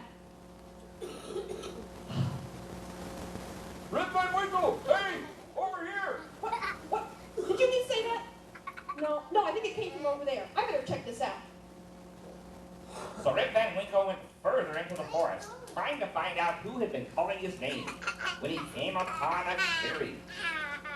I think this is where I heard the voice coming from, but I don't see anything. Wait a minute. What's that I smell? It smells like someone's baking cookies. Oh, Rip Van Winkle, there you are. I'm so glad you could help us out, yeah. Oh, well, who are you, and how do you know my name? Oh, yeah, I should probably explain. I'm one of the magical forest folk, a brownie, actually. Oh, so that's how you know my name. You used your magical powers. No, I just listened when the Sandman introduced the show. But listen, I was wondering if you could help us out. We're going to enter a new cookie in the Forest Folk and Fairy Festival Bake-Off competition this year, and we all think it's great, but we'd like to get an objective opinion. Who's this we you keep talking about? Oh, me and the other brownies. We live in this toadstool and bake cookies. Oh, so there's more than just you? Oh, yeah. There's all of them. There's gooey, and there's chocolatey. There's the twins, moist and dry, and Grandpa Crumbly. And you are? Krusty Brownie. Glad to meet you. Well, listen, I was wondering if you try our cookie and tell us what you think. We all think it's great, but we need somebody with an objective opinion, like I say. Well, my best ability is my cookie tasting ability. I'd be happy to try and taste it for you. Well, great. Here, have one. Oh, just take one. Okay. Just take one. Just we don't have it many to spare yet. Okay, all Just right. one What back, is it? you know. Yeah. Well, it looks very thin. Yeah. And it smells very minty. Yeah, that's what we were going for. Thin and minty. That may make for a good name. Anyway, see what you think about the taste, though. All right. Well, you know, the proof is in the tasting. Exactly. Take a bite there. What do you think? That's good. Oh, good. I was hoping you'd say so. Yeah, I think we're got a winner this time. I think this year we're really going to beat those snooty elves in their hollow tree. Yeah, this is great. Yeah. There was a little bit of controversy. Some of the other brownies thought I put too much pixie dust in the cookie. That sometimes makes people fall asleep, but I don't think I put in that much, really. No. As a matter of fact, I think you could... Rip? You okay, Rip?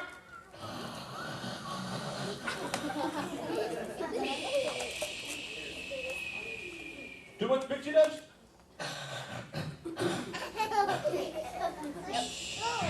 Yep. Too much pixie dust. Well, back to the kitchen. And so Rip Van Winkle slept. And when he awoke, it was early in the morning. Oh, me. Oh, my goodness. It's in the morning. I bet you my wife has many, many more adjectives for me now. I better get back to the house before she comes searching for me. Ow. Wow, my knees really hurt. As a matter of fact, everything hurts. Well, I guess that's what happens when you sleep in the woods all night. So Rip Van Winkle headed back to his tiny village. But when he arrived, nothing looked as he remembered, and he didn't recognize the people he saw. Well, I thought this was the direction of my town, but nothing looks the same. No? I have to ask somebody for directions or something. Excuse me, sir. I'm sorry, I'm very busy. I don't have time to be accosted by an old beggar. No. I was just wondering if you could help me. I want to know if this is my town or not, and I'm a little bit confused about Oh, you're one of those, are you? Well, look, Grandpa, if you're going to make poor life choices, don't expect me to... No. I was wondering if you could tell me, where's someplace somebody would know it. Oh, could you tell me where the King George Inn is? King George Inn? Yes. There's no King George Inn around here. Oh, well then I must be in the wrong town. Thank you. Oh, no, you must understand. There used to be a King George Inn, but I had it torn down. You had it torn down? Yes. But it was just here yesterday. Are you daft, old man? No, I bought the King George Inn over a year ago and had it demolished. No, but everybody meets at the King George Inn. That's where I meet the kids to play ball. No one's met at the King George Inn for over 20 years, old man. Not since Rip Van Winkle went missing. Missing? Yeah. But I'm right here. I'm not missing. I think not. No. The children and I all used to meet Rip Van Winkle at the King George Inn, and one day he told us to meet him there, and he never arrived. And we waited, and finally we realized he'd abandoned us, and we never met at the King George Inn again. No, I wouldn't abandon you. Wait a minute. Henry, how did you get all grown up overnight? I can assure you I have aged at the normal rate, but I think time has adversely affected your senses, old man. And that's another thing. Why do you keep calling me old man? Well, obviously you are. I mean, only old men have long white beards like you have. Long white beard? I have a long white beard. Well, as fascinating as this conversation has been, I really must be on my way. Good day to you, old man. Oh, what's going on? Why do I have a long white beard? Nothing looks the same. I need to go find my my wife. She'll tell me what's happening, even though she probably has many, many adjectives by now. Oh my gosh. So Rip Van Winkle headed to his house, hoping he'd find his wife and she could explain what was going on. But when he arrived, all he could find was an old, broken down old shack. Well, I thought this was my house, but that thing looks like it's about to fall in on everybody's head. So, Who is it? What do you want? Hello, my dear. I'm home. It's me, your husband. The what? It's me, your husband. Hot dog buns? No, I don't even have hot dogs. What do I need buns for? No, I'm your husband, Rip Van Winkle. And what? Rip Van Winkle. Pickles? No, I don't eat pickles, especially not on hot dogs. No, I've been gone all night. You did what? I've been gone all night. Fly a kite? Well, go ahead. What are you bothering me for? No, everything is different. I don't understand what's going on. You what? I don't understand what's going on. About 4:30? No, I'm confused. I don't understand. Yes, lovely talking to you too. I'll see you later, dear. Why? My own wife doesn't even recognize me. Oh no. Why? 20 years? How come? Slept for 20 years? Krusty Brownie! He said he put too much pixie dust in those cookies. I gotta get back to that clearing and see if I can't get him to change this back around. I can't be old like this forever. Ow! Ow! Oh! So Rip Van Winkle ran, or rather, well, more like he hobbled, back to the clearing where he had first met Krusty Brownie. Krusty Brownie! Krusty Brownie! You've got to help me! My wife doesn't know who I am! I've slept for 20 years. Oh!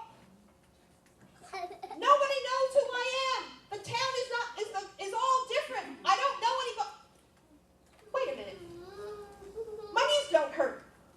Nothing hurts. My beard's gone. I'm back! I'm back! I gotta get back to town. So Rip ran back to his village, which he was able to do much quicker now, until he arrived back to his home. And when he arrived, everything looked exactly as he remembered. He even saw a familiar face. Yes! My town! My town! I'm back! I'm back! This is the most perfect day ever! Yes! Yes! Yes! Oh, sorry, Mr. Van Winkle. Did I hurt you? Okay. Henry! Yes. Henry! You're a kid again! Again? What was that before, an armadillo? No, I mean, you're a kid, not an adult! No, you feel okay, Mr. Van Winkle? You still want to play ball with us? Yes! Yes, I do want to play ball! Go get the kids, we'll meet at King George Inn, but I've got to go back, go home and talk to my wife Okay, first. yeah, sure thing, Mr. Van Winkle. All right. Grown-ups are weird. And so Rip Van Winkle ran back to his house, hoping to find his wife in his home just as he remembered it. Oh, my dear, there's my house! It looks just like I remember! Yes! Oh, dear! Oh, there you are, you no-good husband of mine. Well, I've got lots more adjectives to call you now. In fact, I have an alphabetized list somewhere. Yes, my dear. Call me all the adjectives you want as long as I get to hear your voice. You feel all right? Yes. Call me anything you want. Call me no good. Call me lazy. Call me indolent. Call me lousy. Wait, what was that last one? Lousy? Before that? Indolent. Indolent, yes, I like that one. I think I'll start with that one, yes. Indolent, Yes. Call me indolent. Call me outdolent. I don't care as long as I hear your melodious voice. You sure you're all right? Yes, I'm fine. And right now, I'm going to go back to town and play ball with the boys. But when I come back, I'm going to feed the cows, and I'm going to mend the fence, and tomorrow, I'll plant the field. Really? Yes. Well, if you do all that, I can think of another adjective to call you. And what's that? Sweet. And Rip Van Winkle did exactly as he had promised. He mended the fences, he plowed the fields, he even fed the cows. And after that, he was well liked by everyone in the village. And I do mean everyone.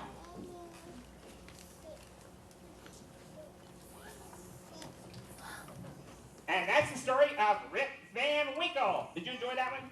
Just good? Oh, good. I like that one too.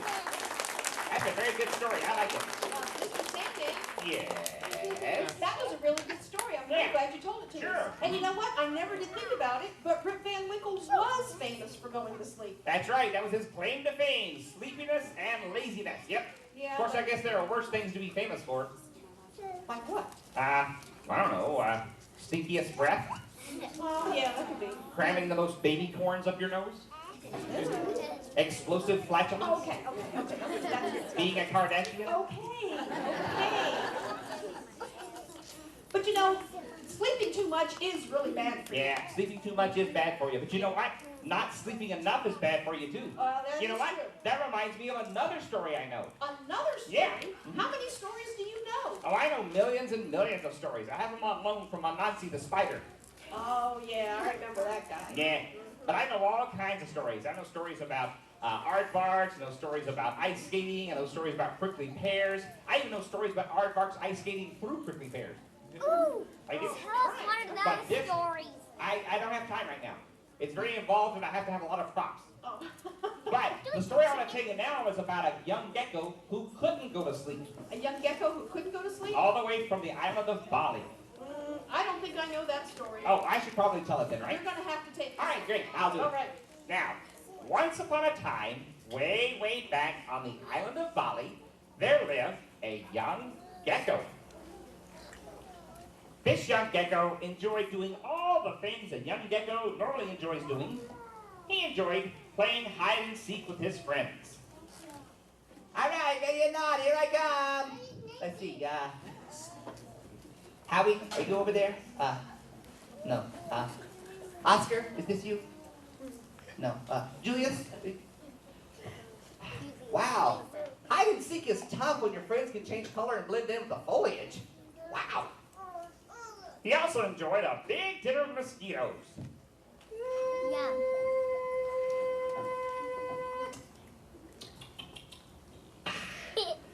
Mosquito, just the way Mom used to make.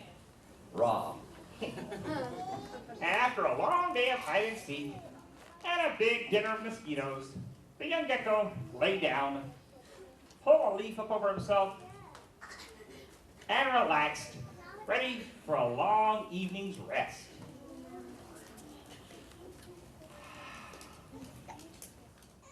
I never found my friend Oscar when we were playing hide and seek. Oh well, hope he's not waiting on me.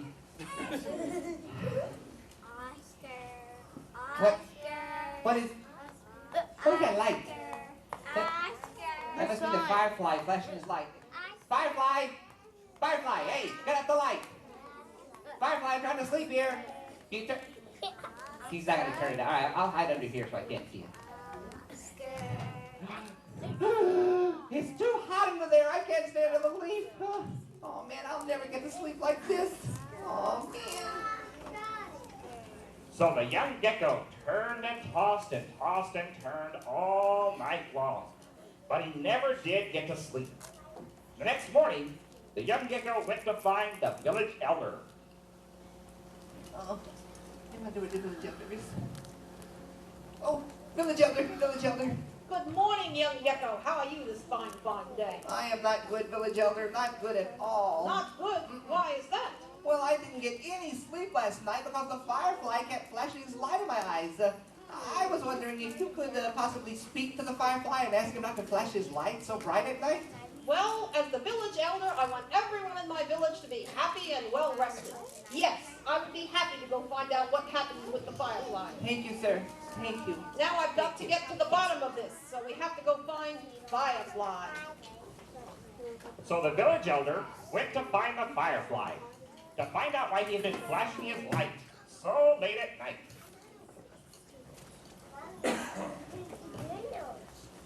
Firefly! Oh, Firefly! Yes, sir. Good day to you, sir. Good morning, sir. Yes, Firefly, I was wondering if you could help me out here. I would love to, sir. I've had a complaint. Young Gecko says he couldn't get any sleep last night because you kept flashing your light. And I was wondering if you could stop flashing your light so late at night so everyone in the village could get some sleep. But, sir, I was just trying to pass on the message, sir. Message? Yes, sir. What message is that? The woodpecker was tapping on the tree late at night. I thought he must be trying to warn everyone, so I was trying to get everyone's attention to listen to his message. If you really want to get to the bottom of this, you should talk to the woodpecker and find out why he was tapping so late at night. The woodpecker, huh? Yes, sir. All right, I shall go find the woodpecker. So the village elder went to find the woodpecker to find out why he had been tapping on the trees so late at night.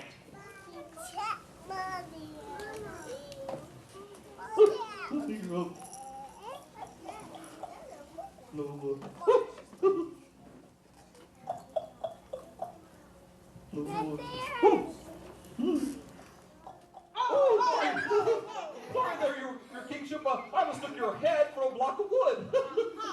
Easy mistake to make, though. Yes, well, woodpecker, I'm wondering if I could ask you for some help. Sure, anything you want. Yeah, young Gecko said he couldn't get any sleep last night because Firefly kept flashing his lights. Firefly said he was only flashing his light because you were sending out a warning and he wanted to draw everyone's attention to it. What was the message you were trying to get to everyone's attention about? I wasn't tapping on a message. I was tapping along with the song the frog was singing. I can't sing very well myself, but I do like to keep the beat. Oh, I'm sure you have a lovely singing voice. Give us a song. Oh, no, really, I can't sing very well at all. I really That's what everyone always says. Come on, give us a tune. No, it's better if I don't. I really can't. Come on. No, honestly, I can't sing. Can't tell ladies, sing this song. Do-da, do-da. Can't tell ladies. No. You are right. You should go back to keeping the beat. Don't just know your criticalness. Yes. But listen, if you really want to get to the bottom of this, you should talk to the frog and find out why he was singing so late at night. Frog, Yes, huh? sir. All right. So the village elder went to the pond to find the frog, to find out why the frog had been singing so late at night. Frog!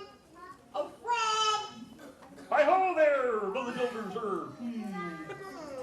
Are you sure you're a frog? Of course I'm sure. Don't you see my stereotypical frog color? Yes. Well, I've come because I'm trying to get to the bottom of a disturbance. Oh, yes, what happened there? Yes. Well, last night young Gecko couldn't get any sleep because the Firefly kept flashing a light. Firefly said he was flashing his light because the woodpecker was tapping out a warning. But the woodpecker said he was just keeping beat to the song that you were singing. So I've come to ask you if you would please stop singing so late at night. Oh, but sir, I wasn't singing last night. I was yelling at the beetle. Yelling at the beetle? Yes, sir. Why? Well, the beetle was carrying a ball of filth down the street, sir. Filth? Yes, sir. What kind of filth? Street filth, sir. Oh, like old tires? No, a bit more unhygienic. Oh, candy wrappers and old No, bananas. this was more like leavings, sir. Leavings? Droppings, sorry. Someone dropped something? Well, yes, technically, yes, it is. I don't understand. Well, it is, it was poo, sir. Poo? Yes, sir. Why would she be carrying poo down the street? I don't know. It was very unhygienic, and I would have said anything, but I mean, Beetle's carrying that ball of poo down the middle of the street. That's disgusting. Yeah, if you really want to get to the bottom of this, you should probably talk to Beetle and find out why he was carrying a ball of so on and so forth down the street. Beetle. Yes, sir. I'll have to go find Beetle. By this time, the village elder was beginning to get angry, and so he went throughout the village looking for the beetle to find out why he had been carrying a ball of, well, so on and so on, down the middle of the street. Beetle! Beetle! Where are you, Beetle? Yes. Lovely day, isn't it, sir? No, it's not a lovely day. No, I've got a problem, and you seem to be the cause of it. Yes, young Gecko said he couldn't get any sleep last night because Firefly kept flashing his light. Firefly was flashing his light because Woodpecker was tapping out a warning. Woodpecker said he wasn't tapping a warning, he was tapping along to the song the frog was singing.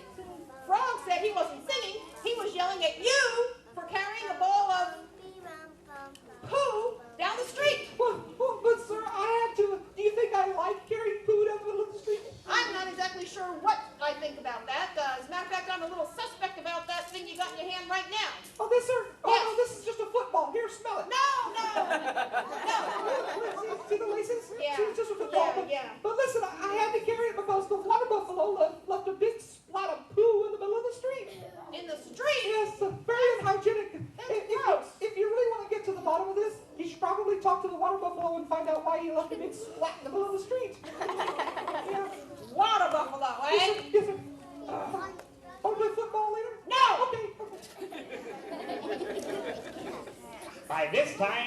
village elder was very angry. So he stomped through the village, looking for the water buffalo, trying to find out why he left a big squat of poo in the middle of the street. Water buffalo! Water buffalo! Hi there, village elder. How are you? I'm not good. Oh, no. Yes. Sorry to hear that. Yes, there was a big disturbance last night, and it's coming down to you. What happened? Well, Gecko couldn't get any sleep last night because the Firefly kept flashing his light. Firefly was flashing his light because Woodpecker was sending out a warning. Woodpecker wasn't sending out a warning. He said he was tapping along to the song the Frog was singing. Frog said he wasn't singing. He was yelling at the Beetle for carrying a big ball of poo down the street. The Beetle said she was carrying the poo because you left a huge splat in the middle of the road. Now, I'm village elder. I'm telling you to stop right now. Oh, yeah. That's what happens. I try to help and I get yelled at. Help? How is putting poo in the street a help? It's a help because the rain washed a stone away in the middle of the street. The merchants have almost lost their carts in that hole. If you really want to get to the bottom of this, you should talk to the rain and find out why it rains so hard it washes stones away from the middle of the street. I'm out of here, and I have to go to the bathroom. Rain cloud. By this time, the village elder was furious. So he stomped throughout the village until way, way out. On the outskirts of the village elder found a rain cloud, happily raining away. Yeah. Raindrops keep falling on your heads.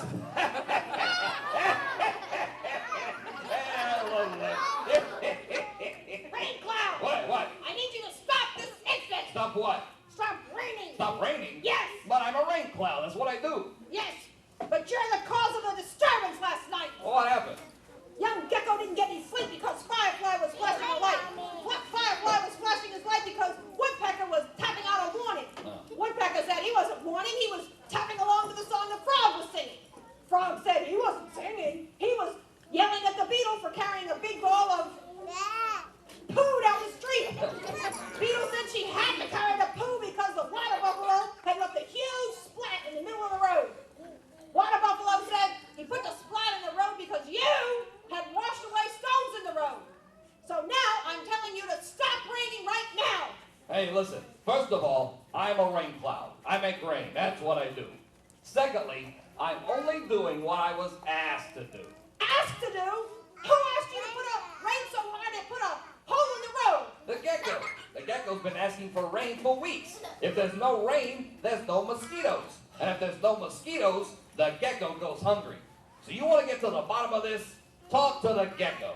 Oh, I will talk to the gecko, but until then, stop raining in my village. Hey, well listen, I got news for you, pal. I'm gonna rain as long as I got it in me. You have to do what I say. I'm the village elder. Yeah, well I'm not part of the village. I float wherever the wind takes me. In fact, take that. Hey,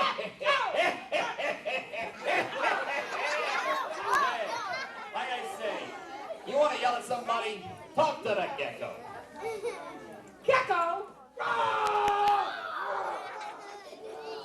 And so the village elder stomped back to the middle of the village, trying to find the young gecko. Gecko! Gecko! Yes, sir, village elder. Yes. Did you talk to the Firefly, sir? Yes! I talked to the Firefly, and I talked to the Woodpecker, and the Frog, and the Beetle, and the Water Buffalo, and the Rain Cloud. Yes. And I have one thing to say to you. Yes, sir. Go and live in peace with your neighbors. We all have our problems.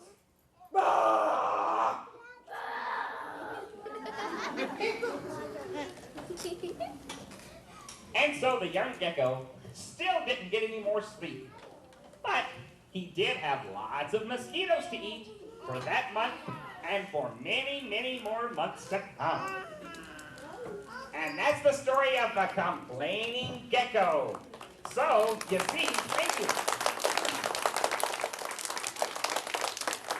So as you see, sometimes if you can't sleep, it might be your own fault, like it was with Miss Robin last night. Mr. Sandman? Yes? What do you mean it was my own fault that I couldn't get to sleep? Well, you probably shouldn't have had a big eggplant parmesan sandwich with horseradish sauce right before you go to bed. Yeah, that probably wasn't such a good Not a good idea. But it sure was yummy. I bet, I bet. Well, this has been fun. I hope you've enjoyed it. I gotta go now and get ready. So I'll see you later. And No, Mr. Sandman, no, you can't leave yet. why not? Well, you have to tell us one more story. You've only told us 2. Well, yeah, but normally I only get a short time with everybody, and I thought 2 stories would be good. Then I could go get ready for tonight. No, See, and then I- you have to tell us 3 because everything is better in 3s. Not everything. Not angry bees. Well, okay. Not careless dentists. Well, but that's not what I was talking about. Not IRS agents. Not Kardashians. But you've only told us stories so far about people that sleep too much and people that can't sleep enough. Oh yeah, I haven't even told you stories about dreams yet, have I? You haven't told us any dreaming stories. You know what? That reminds me of a story about a man who got rich through a dream. Got rich through a dream? That's right. Would you like to hear that one? I would love to hear that one. Oh, great. Right. I suppose you want to tell this one too. If you don't mind, it is what I do. There you go. Thank you. All right. Now, once upon a time, way, way back in fairy tale times, there was a farmer, which really in and of itself is no big deal. But this farmer had a very large plot of land. Every year, the farmer would plant his crops and work his land diligently, hoping that he would get a large crop of food to feed himself and his wife for all the year to come. Ooh, yeah, looking good, yeah. Oh, dear, how's everything coming this year? Oh, wonderful, wonderful. This is great. Look at this. Oh, what did you plant this year, dear? This year I planted tomatoes and lettuce and onions and corn and squash and melons. Oh, I can't wait to see how it all turns out. Yes, and you are in luck, wife of mine, because I'm about ready to start the harvest. Yay! So as I say, the farmer worked his land diligently. But no matter what he planted, the only thing he ever grew were turnips. Turnips again? Turnips again? Well, it's really not that bad, I guess. Not that bad. It's a whole year of nothing to eat but turnips. Turnips baked and grilled and fried and turnip stir fry and turnip ice cream. Oh, I have a new recipe I want to try tonight. Yeah? It's called turnip surprise. What's the surprise? There's nothing in it but turnips. Oh, this dull old field. Lousy, no good, grow nothing but turnip field. I'm going to bed. Oh, okay. So the farmer got ready, went inside, and after a big, big dinner of turnip surprise, washed down with a big glass of turnip juice, and a bowl of turnip ice cream for dessert, the farmer went to bed, hoping to dream of something other than turnips. Oh, man.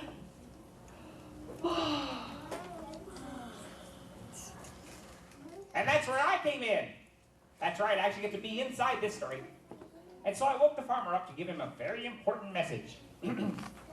Farmer, oh kind farmer, wake up. I have something to tell you.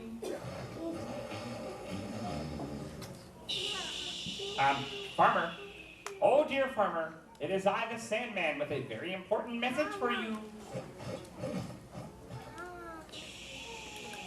Farmer, farmer, Wake up! They're trying to get after me again! Oh, my. Who are you? I am the Sandman, farmer, and I have a very important message for you. Does that mean I'm dreaming? Yes, it does. Cool. Farmer, if you go to the city and stand on the bridge, you will find your fortune. That's it? Well, yes. It's a bit cryptic, don't you think? I mean, can't you give me a little bit more to go on? No, sometimes dreams are supposed to be a bit vague. Well, as long as you're here, could you dream me up a great big steak? Of course not. You shouldn't eat in bed. Besides, you get your little ducky pillow all greasy. Ugh. Oh, fiddlesticks. Well, as long as I'm up, I'll go get me a glass of turnip juice, I guess. For 3 nights, I visited the farmer, telling him that if he went to the city and stood on the bridge, he would find his fortune.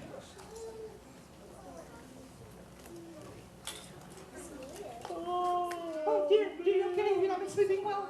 No. What's the matter? For 3 nights I've had the same dream. But what about the turnips? Yeah, that is scary. No. The Sandman says if I go to the city and stand on this bridge, I will find my fortune. Oh, I've had a dream for 3 nights in a row, and there's all these ponies, and they have lasers shooting out of their eyes. And then, I'm just going to do it. I'm just going to go to the city, I'm going to stand on that bridge and wait for my fortune. But what about the turnips? Oh, who cares about the turnips? I don't like that lousy old field. As a matter of fact, while I'm gone, see if you can't sell it. Oh, okay. Bye, here. Oh, hope you took clean underwear. So the farmer went to the city, found the bridge, and stood there, hoping he would find his fortune just as I had told him in the dream.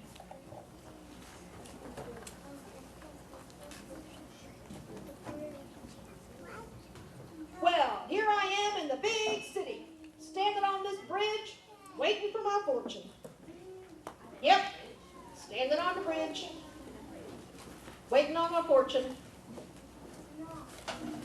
Fortune coming on any minute now. Yep.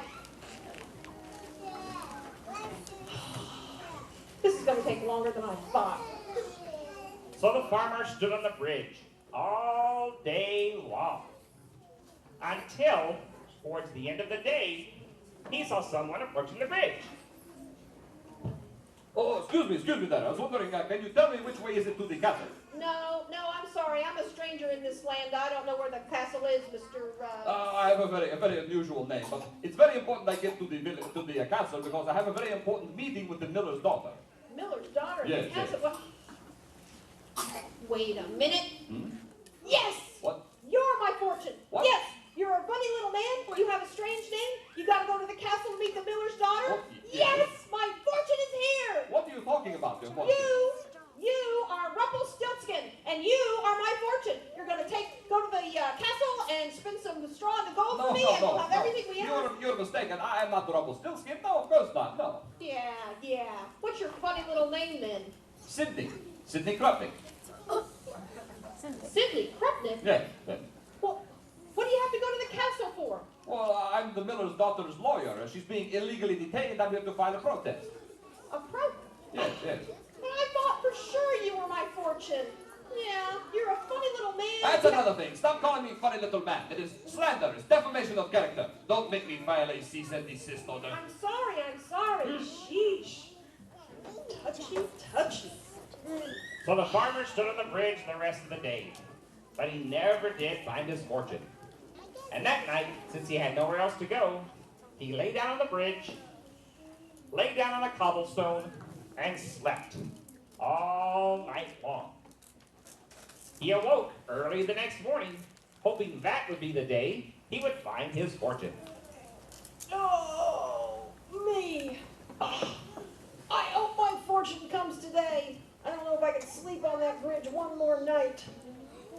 So the farmer stood on the bridge all day long, until, towards the end of the day, he saw a goose approaching the bridge. Ooh, hello there, farmer. I was wondering if you could tell me where a place I could roost in. Roost? Yeah. I don't even know what that is. Oh, it's something we fowl do before we lay eggs.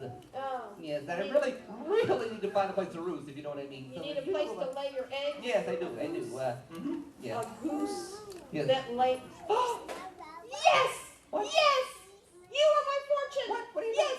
You're the goose that lays the golden eggs. I'll take you home with me and you'll lay eggs of gold for my wife and I, and we'll have a nice house and all the food we want, and maybe even a little horsey to ride. No, you're mistaken. I am not the goose that lays golden eggs. No, I lay regular old goose eggs. Are you sure? Of course. I mean, who would want to lay golden eggs, even if I could? Ugh. It'd probably be very tough to lay, and then, can you imagine how cold it would be sitting on a golden egg? I'd probably get, wait for it, goosebumps. Yeah. Get it? Goosebumps? Yeah, I get it. Why don't you go find some place to roost? Oh, yeah, I need to do that. Good luck with your fortune, farmer. Yeah. Aw. I just knew that was going to be my fortune. Golden eggs and all. Aw. So the farmer stood on the bridge the rest of the day, but he never did find his fortune. And once again, since he had nowhere else to go, he lay down on the bridge, cuddled up with a cobblestone and slept all night long. And again he awoke early in the morning, hoping this would finally be the day when he found his fortune. Oh. You know, when you use a cobblestone for a pillow and you drool, you get mud on your face.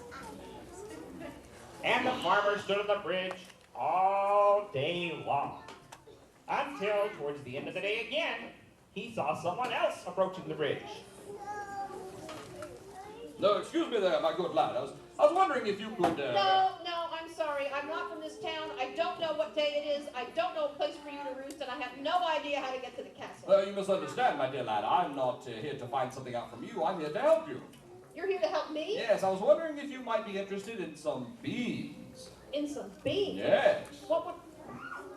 Wait a second. Yes. Yes. Yes, I thought so. will take those beans. Yes. And I will take them back with me to my house, and I will plant them in my garden, and they will grow into a huge beanstalk, and I'll climb that beanstalk, and they'll be gold and jewels. What are you talking about? The beans. They're magic beans. And I'll plant them, and they'll grow a beanstalk. No. These are not magic beans. These are regular old everyday beans. Just plain old beans? Well, of course. I had seen you standing here several days. I thought you must be getting hungry, so I was offering you beans for lunch. Beans for lunch? Yes. Well, I guess that's better than turnips. Yes, of course it is. But I was so sure. I just knew you would be my fortune. Well, why do you think I would bring you your fortune? Well, for 3 days I had a dream that if I came and stood on this bridge that I would find my fortune. And I just knew that you and those beans were it. You mean you came all this way and spent all this time standing on this bridge because of a dream? Well, yeah, it does seem kind of strange now, but... It doesn't seem strange at all. No. It seems downright foolish. How can you be so witless to spend all this time and effort standing on this bridge because of a dream? Dreams don't mean anything. Well, yeah, it does seem kind of weird now. I mean, I can't believe you'd waste all this time just because of a dream. Dreams don't mean anything. I mean, I myself have had a dream for 3 nights in a row. 3 nights in a row. That if I went to the countryside and dug in a field, I would find a pot of gold. But you don't see me rushing out there because I dreamed it. You had a dream that you find a pot of gold and you didn't go? Well, of course not. It would be absurd to think I'd find a pot of gold in a field because I dreamed it. Well, yeah, it would be difficult to know what field to dig in. No, not at all. No. I see this field fairly clearly in my dream. No, nothing grows in this field but turnips. Nothing but turnips as far as the eye can see. Yeah, that would be weird. Yeah. Now you're thinking sensibly. Well, if you decide you do want these beans, come and find me. I'll be over here. Yeah. Turnip field! My turnip field! Oh no, the one I told my wife to sell! I gotta get back to the house! So the farmer rushed home as quickly as he could, trying to find and see if he and his wife still owned the turnip field. Oh, my dear! What? Are you here? Are you here? Yes. Hello. Oh, dear. Did you find your fortune? Well, almost, but I have to ask you a question. Yeah. Did you sell the field? No, nobody wanted to buy a field that only grew turnips. Yes, the field is still ours. Yes. It only grows turnips still, you know. Yeah, I know. But here, where's that shovel? Where did that shovel go? Shovel. You find it? Oh, here it is. Okay. Watch this. All right. And so the farmer began to dig. And after he dug just a little ways below the surface, he found... Oh my goodness, there's a pot of gold! Yes, we found our fortune. And now, dear, we're going to go out to eat. And we're going to have steak and lobster and corn and melons and... Well, you know, maybe we ought to have some turnips. Have some turnips. I don't think I want turnips. And so, the farmer and his wife lived happily ever after. Very, very glad they had a field that grew nothing but turnips. And gold. Yeah. And that's the story of the man who got rich through a dream. How was that? Oh, guys, you like that? Mr. Sandman. Yes? Thank you for coming and telling us those stories. We really enjoyed them. It was a lot of fun. I enjoyed it. You're so much more active when I tell you a story during the daytime. Normally at night, you just kind of mumble or snore a little bit or drool up the side of your mouth. That's about all I get. And wasn't it better doing things in threes? You're right. It was better telling three stories. I enjoyed it very much. That's right. Well, we want to thank you guys for coming to see our show. If you want to know more about Runaway Theater, you can go to runawaytheater.com. And if you go to our website, push the resource button, and you'll find coloring sheets and puzzles that you can print out and do at home. And more books about dreams and stories and puppetry. That's right. That's right. We're also on Facebook, so you can like us on Facebook as well. Yeah. So we want to thank you for coming and telling us stories. Sure. We want to thank you for being such a great audience, and we want to thank the library for having us come in. Hope you guys have sweet dreams. Pleasant dreams. Bye.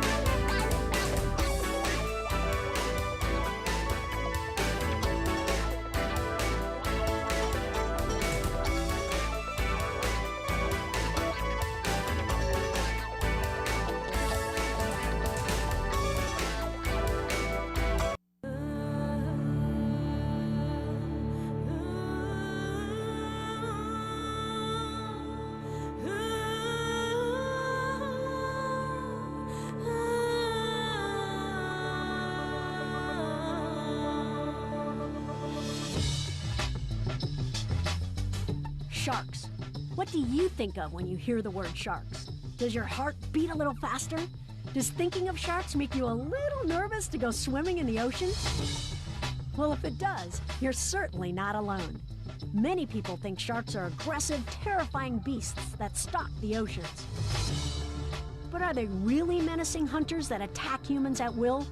Or are they one of nature's misunderstood predators that has an important role in the balance of biodiversity on the planet? It will be easier to decide if sharks are friends or foes after you look at life from the shark's perspective in this edition of Saving a Species. The Shark Story.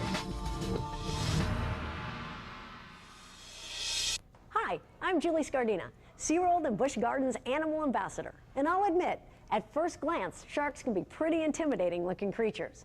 That's probably part of the reason they get such a bad rap from us humans. But there's a lot more to sharks than just their menacing look.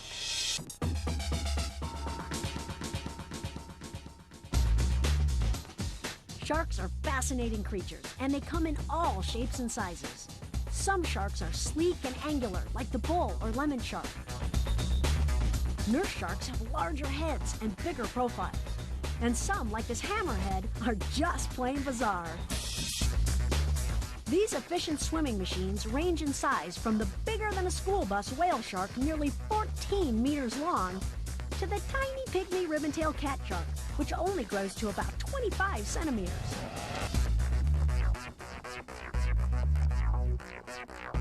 Some sharks are flesh-eating ocean predators, but other sharks eat nothing but plankton. Regardless of shape, size, or diet, sharks have interesting and unique characteristics and a specific role in their environment. I guess you can tell by now that I think sharks are cool, but I bet you will too, once you know more about them. So come on, let's go meet some sharks.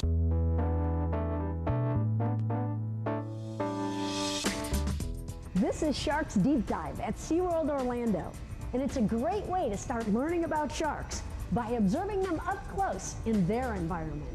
And now I'm definitely into learning about every animal that shares our planet, but we should respect their space. And in the case of sharks, I also respect their power and abilities. So this diving cage is a good way to visit these predators of the deep. Oh my gosh, that's a sand tiger shark. Those are all the bigger ones that you see. There's one right here in front of us. Oh my gosh. They're incredible looking. They've got all those teeth. They really look like the predators that everybody thinks about when they think of scary sharks and all that. You know what? Sharks in general really aren't all that scary, but it sure looks like it when you're down here looking at them. You can understand why people feel that way. Wow, look at the sawfish.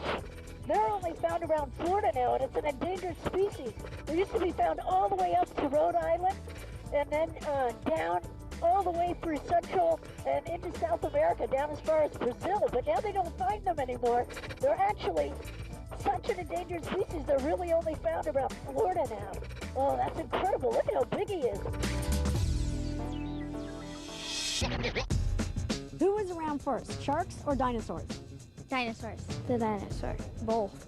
Or both. Both. Or both. The dinosaur. You sure?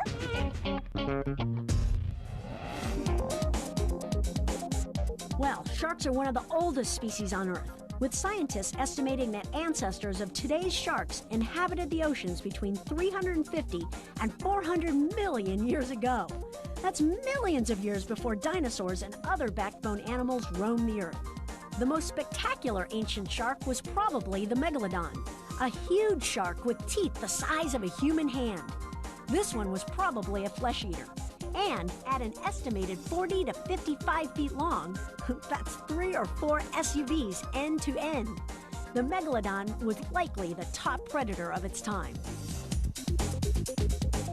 By 100 million years ago, about the time dinosaurs were around, sharks looked pretty much like they do today. And unlike other animals, they really haven't changed much in the last million years or so.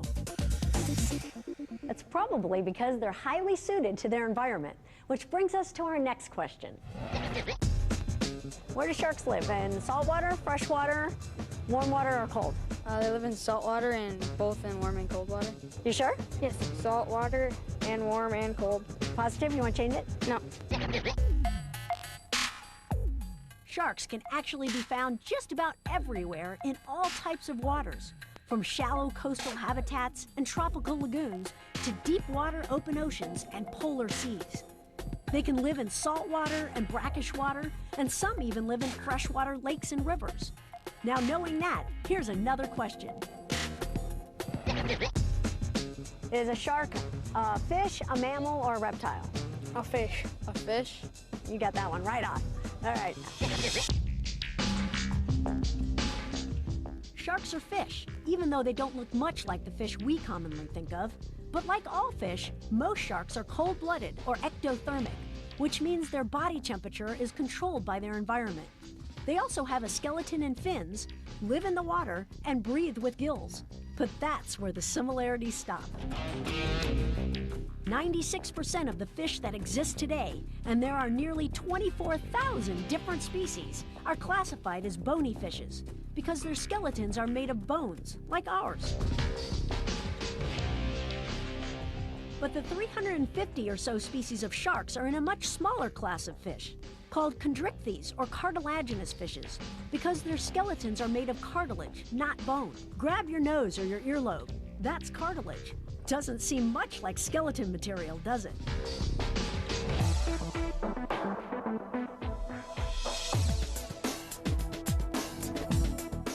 Wow, I guess one thing we all realize is that most sharks have lots of teeth. But did you know that some sharks go through as many as 30,000 teeth in a lifetime? Sharks grow new teeth all the time and have several rows of teeth front to back. When they lose a tooth, one from the row behind just moves up to take its place. Sharks are also famous for their sense of smell. The rest of the shark senses are just as highly advanced. For example, their eyes are perfect for seeing in dim light and are particularly sensitive to moving objects. And even though sharks don't have an outer ear, their inner ear is so advanced it can detect sound, acceleration, and gravity. Plus, sharks have two other internal systems that help them find their prey. One is called the lateral line, which are fluid-filled canals in the shark's body that sense low-frequency vibrations. The other is called the ampullae of Lorenzini, and these are tiny sensory pores that run along a shark's head and can detect faint electrical signals generated by a prey animal. Delicious. I wonder if sharks think that. You know, the only sense scientists don't know much about is the shark's sense of taste. But they do know what most sharks eat, and it's not what many people think. Sharks eat lots of things, but the big question often is, do sharks target humans as food? This is definitely a question for a true expert like Ralph Collier, researcher and author of Shark Attacks of the 20th Century. Like, you've written the book on shark attacks, so it encompassed all the last century. How many shark attacks have there been in the last century? In my book, Shark Attacks of the 20th Century, I described all of the authenticated attacks from 1900 to 1999. And we had a total of 108 shark attacks. Yes, a total of 108.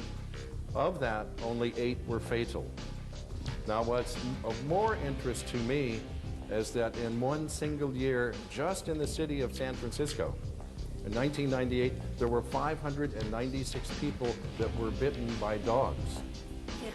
And there were so only in one city, in 1 year. There were Okay. almost Wow. more than 5 times as many attacks by dogs on people as there were attacks by sharks on people for an entire century. So, Ralph, do sharks actually really purposely attack humans? No. Very few attacks, specifically by white sharks, very few are the result of what is commonly referred to as mistaken identity, which is really a misnomer.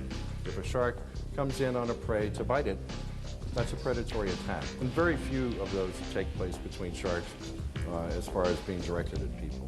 I love the water. I like going out in the ocean. Are there things that I can do to help protect myself, you know, from getting an attack, you know, from being one of those small statistical numbers? Yes, there is. White shark attacks, more than 60% of the attacks occurred at what I refer to as a recurring location. In other words, an attack had occurred at this same place prior.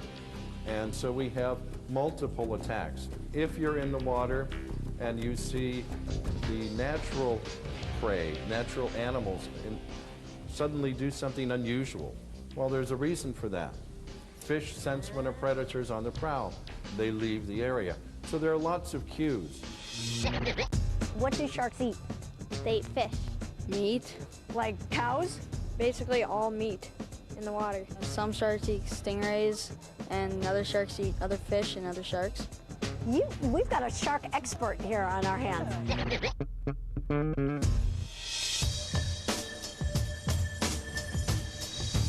Different species eat different things. And while some sharks are opportunistic and eat anything that comes along, others show definite preferences. Hammerheads eat mostly stingrays. Tiger sharks seem to prefer sea turtles. Blue sharks eat squid, and whale sharks eat only plankton. Sharks also eat a lot less than most people think because they're cold-blooded and have a much lower metabolism, which means they need less food. So depending on their size and species, sharks eat between 1% and 10% of their body weight in a week. And it's likely that many sharks go weeks at a time without eating at all. So how do sharks hunt for their food? Well, their hunting strategies aren't that different from predators on land or in the air.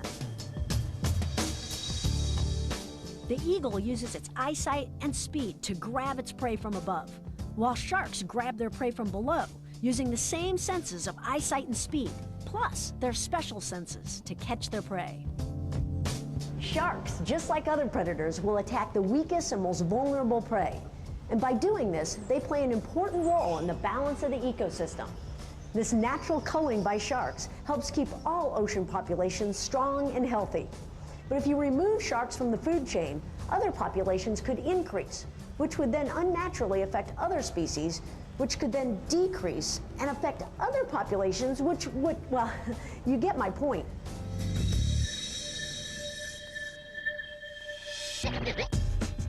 Do sharks lay eggs, or do they give birth to live young? They lay eggs. They give birth to babies live. They lay eggs. We tricked them by my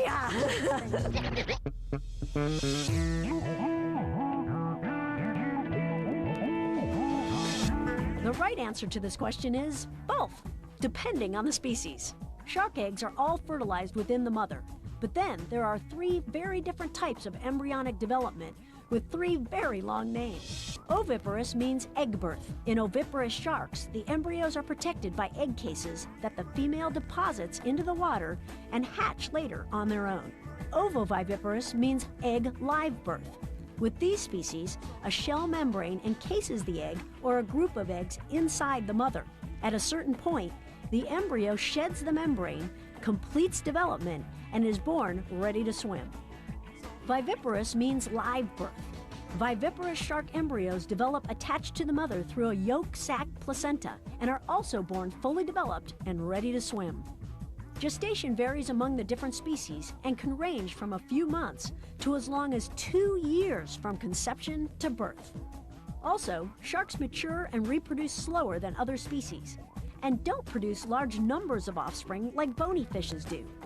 Add that to long gestation periods, and it's easy to see how shark populations are difficult to sustain if outside forces began to adversely affect them, which they are. Already, the great white shark, the whale shark, and the basking shark are at risk of becoming extinct. And more than 75 species are considered vulnerable because their numbers are rapidly dwindling. Now, I know it may be hard for you to be concerned that there are fewer sharks, but if we look at the big picture, every species is important to the health and biodiversity of our planet. Any time a species is removed from its place in the overall scheme, it adversely affects the whole system. Sharks, like this white-spotted bamboo shark, are no exception. And that's why we need to continue to learn more about sharks and how to preserve them and their environment.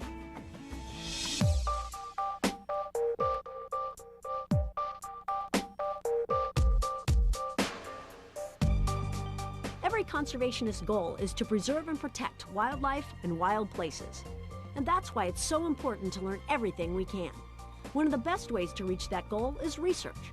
Good, solid research that tells us more about individual species and their habitat requirements. Some shark research is conducted in the wild, But Mike Shaw, curator of fishes at SeaWorld San Diego, has worked with sharks for 28 years and has discovered an amazing amount of information. Shark populations are under pressure in many areas of the world, and therefore the more that we can learn about sharks in aquaria, the more we can apply that knowledge to helping shark populations. Managing the day-to-day health of the sharks is no small task. We monitor these animals very closely. We look at them each morning and throughout the day to make sure that they don't have any injuries, that they're behaving normally, that they don't show any obvious signs of parasites. And when we do feed them, we put a number of vitamins and minerals into the food in order to make sure they're getting proper nutrition. Exhibits like this have taught us a lot about shark conservation in the wild.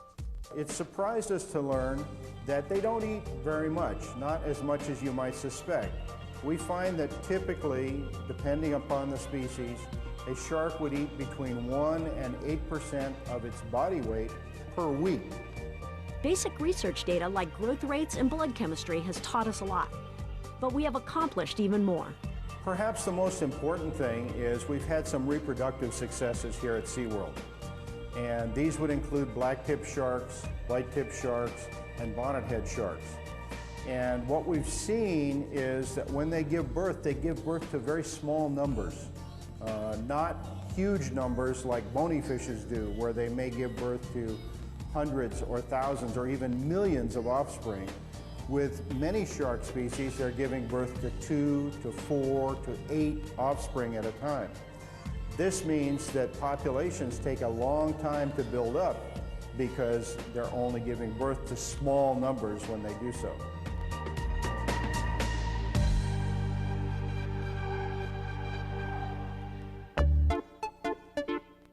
It's amazing how much we've been able to learn from sharks in the care of humans. And we've compiled a good database of shark information. But even with all this knowledge, there's still a lot that we don't know.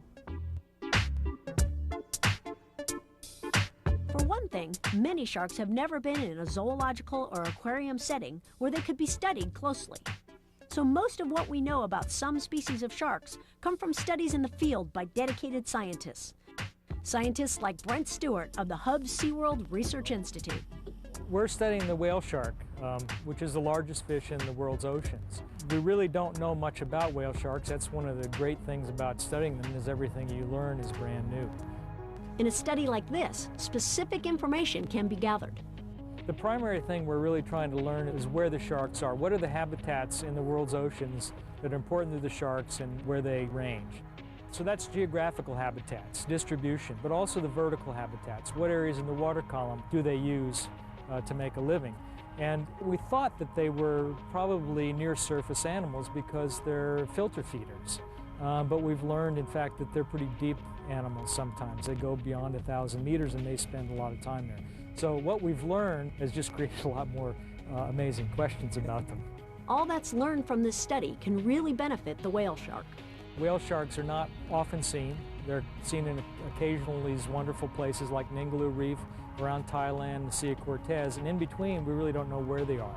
They are hunted in some places, and they're part of the shark fin market for soup. So there is some unregulated taking, and we're hoping that this will feed into that and try to help manage those areas that are either regulated taking, which is pretty limited now, or help increase some attention to those areas where there's unregulated killing.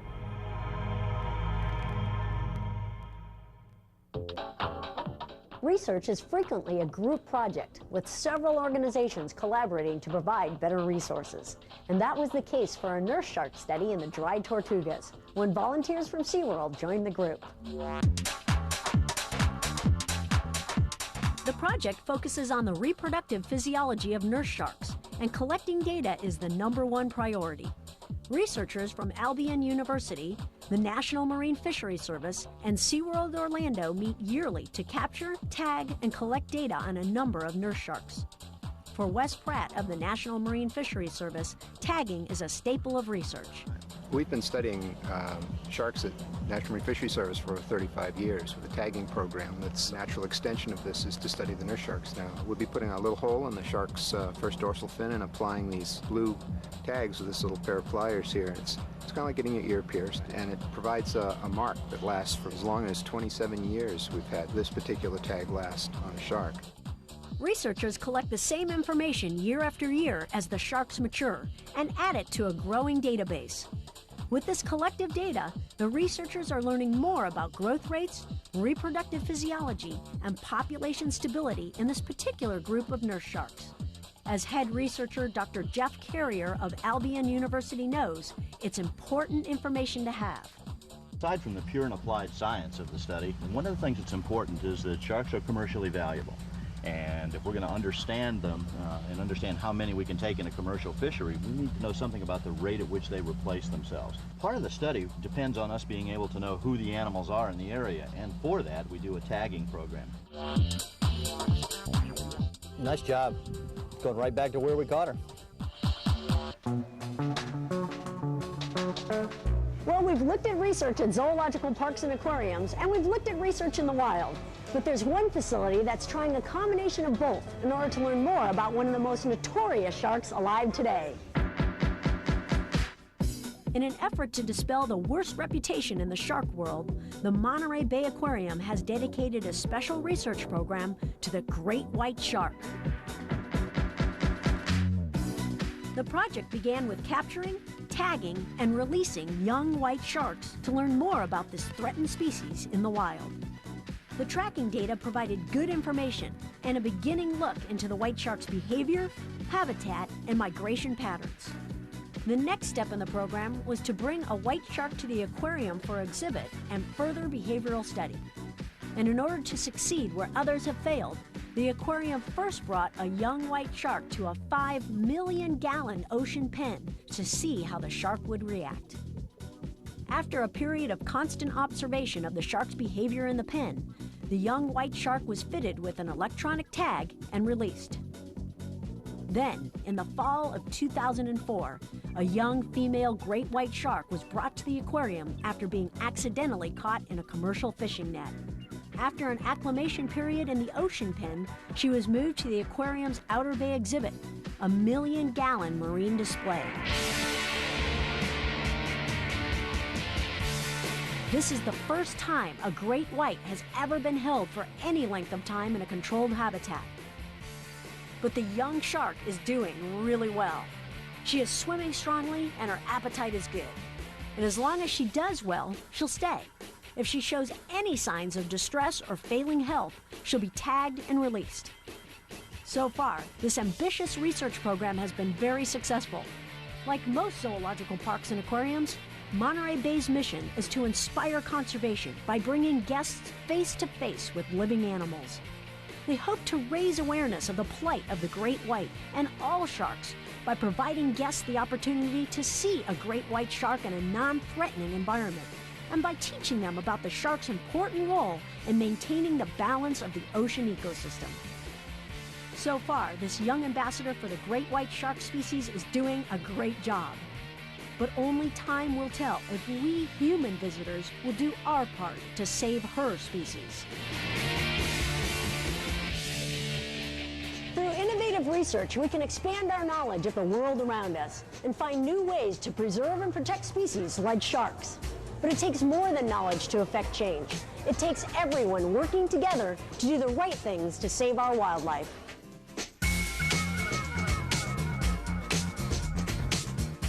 There are a number of different projects that are working to save the shark, but there's one preservation program that's definitely unusual, especially since it involves training sharks, not an animal many people think of as trainable. It's a successful model of behavioral training for shark husbandry being used at Discovery Cove in Florida, and aquarium supervisor Laura Simmons is excited about the possibilities. So Laura, with my background as a trainer, I'm really interested to hear about your shark training program. Researchers have been trying to train sharks for over 30 years, but what we've done here at Discovery Cove is we've tried to utilize the training for husbandry techniques and also even for educational purposes. What types of behaviors have they been learning? It's not necessarily the behaviors that they learn, it's more that we condition them to feed at certain areas, condition them to come up to a particular spot where we need for them to be so that we can see them up close, so that we can make sure that each animal is feeding appropriately. So you guys get a chance to get up close. Do the guests have that opportunity as well? We have a program called Trainer for a Day, and our guests actually get to feed the sharks when they come to visit us here. So is that a scary experience or a positive experience? It's very positive because not only is it educational, but it's a way for them to get up close and see that they're not scary, vicious animals, that they're actually very beautiful. When they have a chance to hand feed a nurse shark or actually tongue feed, they're seeing that these animals are very powerful and mysterious, but at the same time they're not scary anymore. So a guest that may come in thinking, oh, I'm really afraid of sharks, I don't think I want to see one, once they go up close to them, they all of a sudden take more interest in them and the way they might behave in the wild. Each year, humans cause the death of as many as 100 million sharks. It's the result of a combination of factors: competition for the same resources, overfishing, accidental deaths as bycatch in commercial fishing nets, and unnecessary killings due to superstition or lack of education. But whatever the case, we're killing sharks faster than they can reproduce.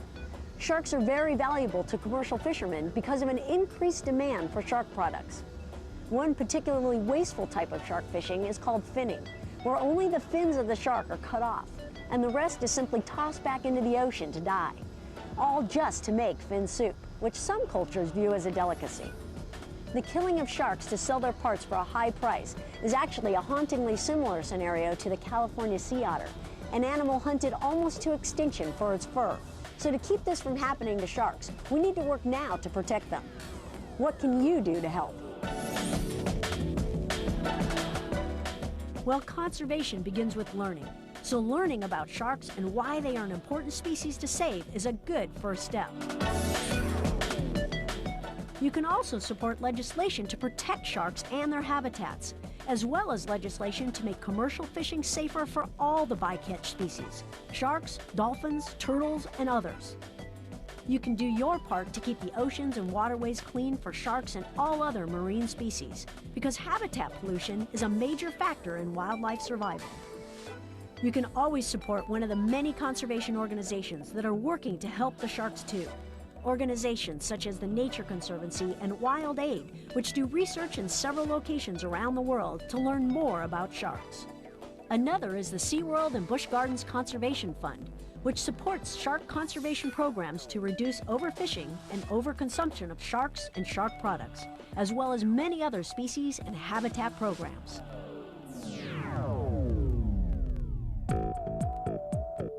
So what do you say, friend or foe?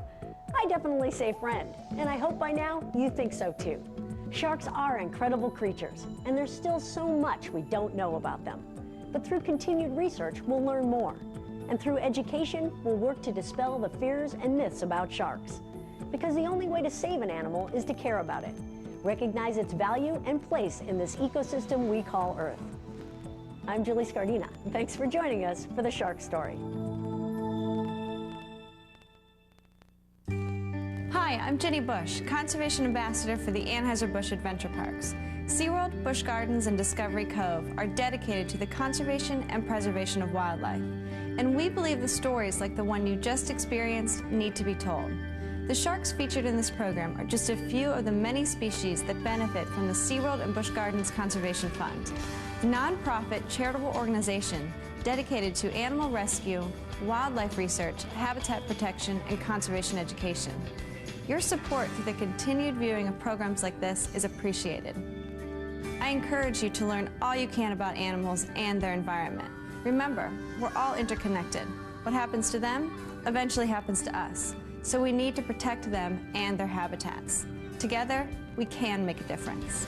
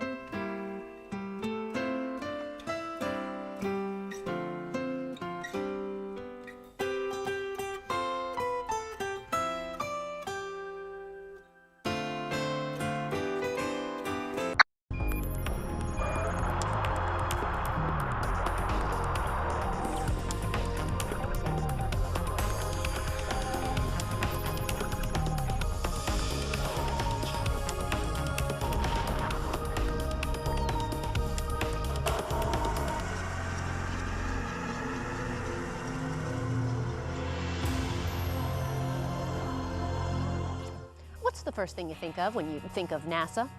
Space, right? Oh, what else is NASA known for? Any clues, Johnny? How about aeronautics? Yeah, NASA's testing and development of new technologies is one of the key missions for the agency. That's right. The first A in NASA stands for aeronautics, and you better believe NASA takes its job of keeping the flying public safe very seriously. Hi, I'm Jennifer Pulley. And I'm Johnny Alonzo, and today on NASA 360, we're going to find out a little more about how NASA engineers are paving the way to new aeronautical breakthroughs. And we're also going to see how NASA is helping to make the future of flying safer and much greener, too. How about a little history lesson first? You know, NASA was formed back in 1958 with much of its energy going towards getting us into space. But as early as 1917, NASA's predecessor agency, NACA, or the National Advisory Committee for Aeronautics, was turning flight into a science. Over the years, NACA and NASA engineers worked really hard to make flying much safer and efficient. In fact, virtually every aircraft ever flown in the U.S. has in some way been tested by NASA. Those engineers back in the day probably had it much harder than the engineers do today. Wouldn't you say so, Johnny? Yeah, that's right, Jen. Aircraft testing has definitely come a long way since the old days. I mean, one of the biggest changes ever has to be the invention of the computer. Engineers today have so many more options available to them than the old guys, including gathering really precise data, using state-of-the-art computer graphics, networking abilities, and tons of other benefits too. But guess what? Even with so much more technology available today, one thing still holds true. You still got to be able to build the aircraft and get it to fly at some point, right? That's right, and obviously you don't want to build a full-scale aircraft until you have all the kinks worked out of the design. So what do? You build a scale model. A scale model is an exact representation of an aircraft, just a lot smaller, of course. When engineers build these models, they can get really valuable information about how the full-scale aircraft will fly. One way to test the aircraft is the time-honored routine of putting it in a wind tunnel to check out its flight worthiness. Another way is to actually put small engines on the plane and fly it by remote control. This type of initial testing is even more important when you're trying to break out of conventional designs and build an entirely new type of aircraft. And when I say new type of aircraft, I mean getting away from the traditional tube and wing design and really stretching the envelope to build the aircraft of tomorrow. That's right. Now, Jen mentioned the traditional tube and wing design, which is basically used on every aircraft today. A tube with wings placed on each side. This design's been used for over 100 years because it's fairly efficient, it's easy to pressurize, and it's relatively quiet. But guess what? Researchers and engineers are discovering there might be a different design that can be more efficient, as safe if not safer than current aircraft, and much quieter too. Yeah, the new radical design called the blended wing body, or the BWB.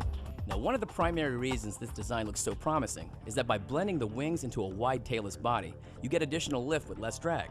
In plain English, that means the plane could be up to 30% more efficient and quieter than conventional planes. Okay, remember when we were talking about scale models earlier? Well, that's where the BWB program is right now. Researchers are testing two 8.5% scale models that have a 21-foot wingspan and weigh about 500 pounds. Testing is being performed in a couple of different ways. One of the models is being flown and validated at NASA Langley's full-scale wind tunnel with some very encouraging results. But researchers also need to see this aircraft fly in the real world. And what better place to do it than where the sound barrier was first broken and so many other important air milestones were reached, right here at NASA Dryden in Edwards, California. I caught up with a couple buddies to find out a little more about how flight testing for the BWB is conducted. Hey, Johnny. Doing, yeah, good to see you. Hey, how you doing today? Hey, how you been? Good. Good to see you. This is wicked, man. Tell me about this. All right. Well, this is our scale model of a hybrid wing body flying aircraft. This is a 21-foot span scale version of a larger aircraft that we would fly. This program's been underway for about 4 years, and we've got this really fantastic team at NASA working with our industry partners from Boeing and Cranfield to do some low-speed flight testing. Well, can you tell me some of the differences between this aircraft and the ones that we're flying today? So this aircraft is it's a blended configuration. Okay. So we blend the wing and the fuselage in a way that it's more of an integrated configuration, and we do that. See that? Yeah, we do that to get us benefits in a couple of areas. First one is the aircraft is more efficient, so we get better fuel burn characteristics. What we call lift to drag ratio is much better. And the other thing we get with an aircraft like this that we're trying to prove out is we get better noise characteristics. And that will depend upon the engine placement, of course, and that's one of the things that we're trying to work on over time with this type of configuration. Really? So this aircraft gives us that 1-2 punch. Better fuel burn, better noise. Nice. We've been working tube and wing for like 50 years, right? 50 plus. I mean, why innovate? Yeah, so we think, it's just because of that reason. We've been working tube and wing for a long time. We've polished that configuration for a long, long time. We think we've probably gotten the best out of it that we can in terms of fuel burn and noise reduction. And as I was explaining to you earlier, this configuration, we think we can build and design such a thing to work both fuel burn and noise at the same time. So it's that simultaneous attainment of two very major critical goals where we think a configuration like this can help us out. Okay, so this is a scale model, obviously. Right, Johnny. So if you built this up, I mean, will it look exactly the same? Yeah, Johnny, this is an exact replica. It would scale up to have the same characteristics, same shape, same look as this scaled version. So one of the things we're trying to work on there, though, is the placement of the engines and the type of engines that we might use on it. So the engine location might be a little bit different. I see this one's all mounted all the way towards the back. Right. What we have here, these are potted engines. Okay. So that's one concept that we have that we're looking at. It's a lower risk idea. Okay. Potted means that it's sitting up off the airplane. Okay. Right. So you can see that it's mounted up, and there's some space between the body and the engine itself. Mm-hmm. There are a couple of other ideas floating around, like embedded engines, and they would be sunk down inside the airframe, and there would be little inlets to take the air needed to drive the propulsion system. So that's another idea that we're starting to explore in wind tunnel testing. Really? Yeah. So obviously, this is in the testing phase. Where do you see this? I mean, how do you see this progressing? Right. So Johnny, we're working with the Air Force. We're working with Boeing, R&T on this project, and this thing has a long. The vision for this is long range. So initially, we think it's probably a military application, cargo carrying application. And then maybe out 2030, 2035, we move on. Maybe it's commercial cargo, package carrying, and then maybe in the long run it becomes a passenger carrying aircraft. But that's way out in the future. I would love to see this thing fly. I mean, is this our seat? Is this remote controlled? Yeah, what we decided to do here is use an unmanned approach. It's cheaper to do that in the get-go when you start out with a scale model. So it's unmanned, it's remotely piloted. We take the thing up, we fly for about 30 minutes from a trailer that goes along with the aircraft. Really? Yeah. Let's check it out. All right. Let's go. On this morning, Johnny and the crew were in for a treat because the X-48 flight test was flown out on one of the most famous test areas in the world, the 44 square mile dry lake beds out at NASA Dryden.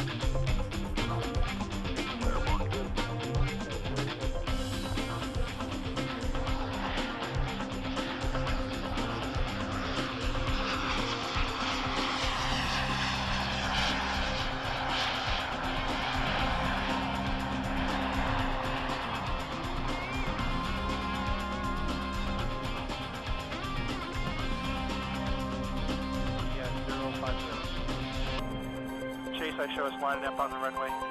Yep, you're looking real good.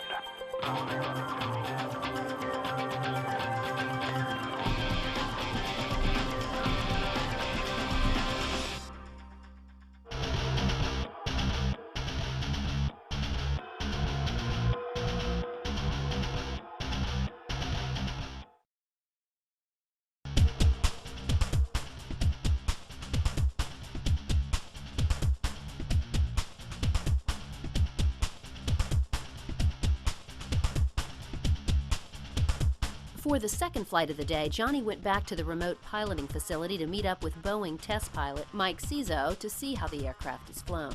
Hey, I'm here with pilot Michael Cizo. Check this out. Hey, tell us exactly where we are. We're in the ground control station, or GCS, where we remotely control the X-48 based on all these displays, and the full cockpit setup is here, so I have all the information necessary for flight and monitor all the parameters to stay airborne and safely land. That's awesome. Are we ready to go? Absolutely, we're ready to start the mission. Let's go.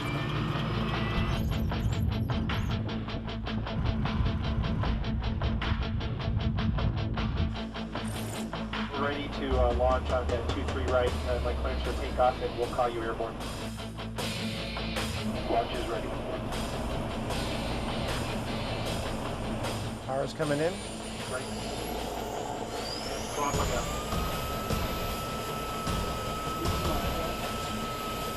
Good engines. Sky road for airborne. Nice lift off. 10,000 and below. We're now passing 2,700. Switch over to sport.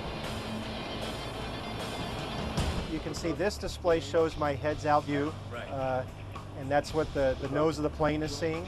And on this display here, that's my ground track coming up, and then that's actually the circle. The actual airplane is that little dot here where we are. That's an impact predictor that if we had to, if some unfortunate event happened, we had to terminate this remote control vehicle, that's where it would go. Really? With the flight path. Is it me or is this thing moving? It's interesting. It feels like it's moving. If you look at this and look outside, you feel like it's moving, but it's actually not. And that's one of the things that we have to deal with, is that there's no motion inside here, and we have to imagine what it'd be like on the airplane. Chase will be a right-hand turn, 180 if you're in the area. We're approaching 5,000 feet MSL now. Basically, our flights last about 30 to 35 minutes, so that's about how much time we have fuel for. Yeah, fuel for. Yeah. Chase, we're coming right now. Coming right now. Decent sun angle on the camera. Yeah.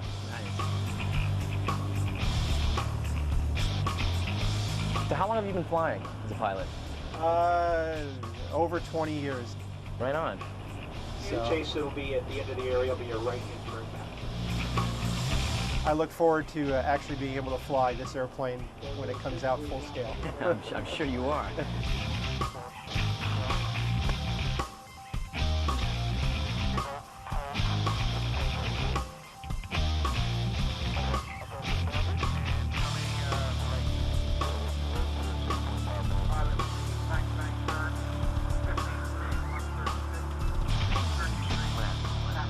My normal landing is speed brake position 1, and I've set that up. We're running our before landing checks now. And I'm basically heading outbound, and I'll be starting a turn looking for the landing runway.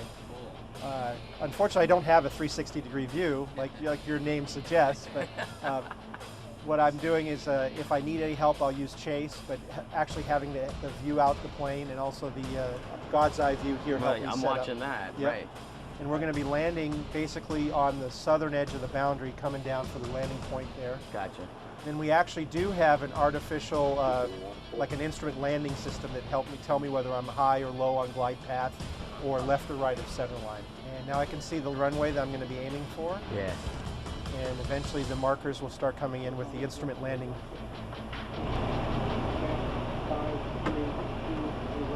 Touchdown. That's awesome. Brakes applied. And another flight of the X-48 complete. Smooth landing. Yeah. Hey, this was a lot of fun. Oh. This is awesome. Thank you so much for your you're time. welcome. Quick question for you. How are automobiles tested to make sure they're safe? You crash test them, right? You've probably seen this before. Crash test dummies are placed into cars and then they're slammed into walls or other cars to be sure the car is safe. Well, believe it or not, NASA does crash testing, just not on cars. There's a unique facility out at NASA Langley called the Landing Impact Research Facility, where this type of crash testing takes place. Tons of things have been crash tested out here over the years, including small general aviation aircraft and even next-generation spacecraft designs. But one of the most recent vehicles tested out here was an MD-500 helicopter. Think about it. Helicopters are being used quite a bit these days for air ambulances, traffic reports, police surveillance, and of course military uses. Although helicopters are extremely safe, according to federal crash statistics, they crash at a rate of about 3 times higher than other commercial aircraft. Now, some major limitations of helicopters are that because they fly so close to the ground, they face many more obstacles. And, of course, they can't glide like a fixed-winged aircraft can. This is where the testing at NASA comes in. A unique accordion-shaped airbag called the Deployable Energy Absorber is being developed to help prevent passenger injuries in case of a hard landing or crashes. This accordion shape is interesting because it deploys like a traditional airbag, but it doesn't have some of the drawbacks seen in traditional airbags. So think of an airbag like this balloon here. If you hit the ground like this, it offers lots of protection. But most crashes have an element of crush with shear, and a traditional airbag may not handle the shear very well. NASA researchers believe that because this accordion-shaped structure is designed to take crush and shear loads from many different directions, the vehicle occupant's survivability chances would greatly improve. But to validate this belief, a crash test needed to be performed. So NASA borrowed an MD-500 helicopter from the Army, then equipped it with instruments to collect 160 channels of data from the craft and 4 crash test dummies.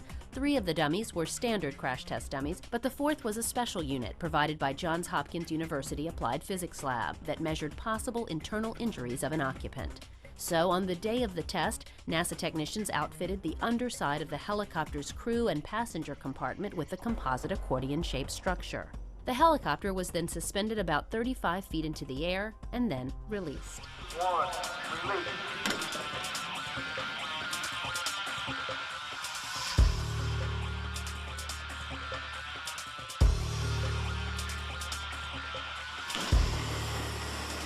So how did it turn out for the crash test dummies? Well, engineers say the helicopter and its passengers survived this severe crash relatively intact as a result of the deployable energy absorber. Engineers plan more tests soon to further validate this design. If this idea is someday used in real-world conditions, it will almost certainly save lives. Of course, NASA engineers believe this technology could also be used in passenger cars.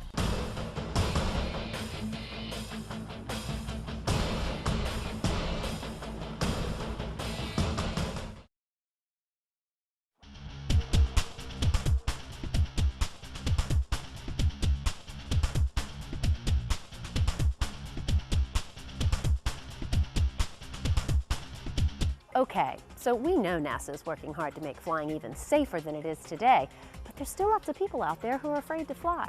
If you're one of those people, listen up, because Johnny went to the airport with a NASA engineer who will hopefully allay those flying fears.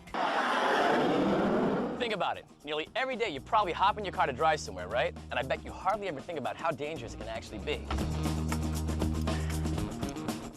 In fact, driving in the US is so dangerous, there are literally millions of accidents every year. So statistically, every one of us will be in a car accident at least once in our lifetime. Now, even knowing how dangerous driving can be, I personally can't think of anyone that's afraid to drive, or at least ride in a car. But what about the fear of flying? Come on, don't you know somebody that's afraid to fly? Yeah.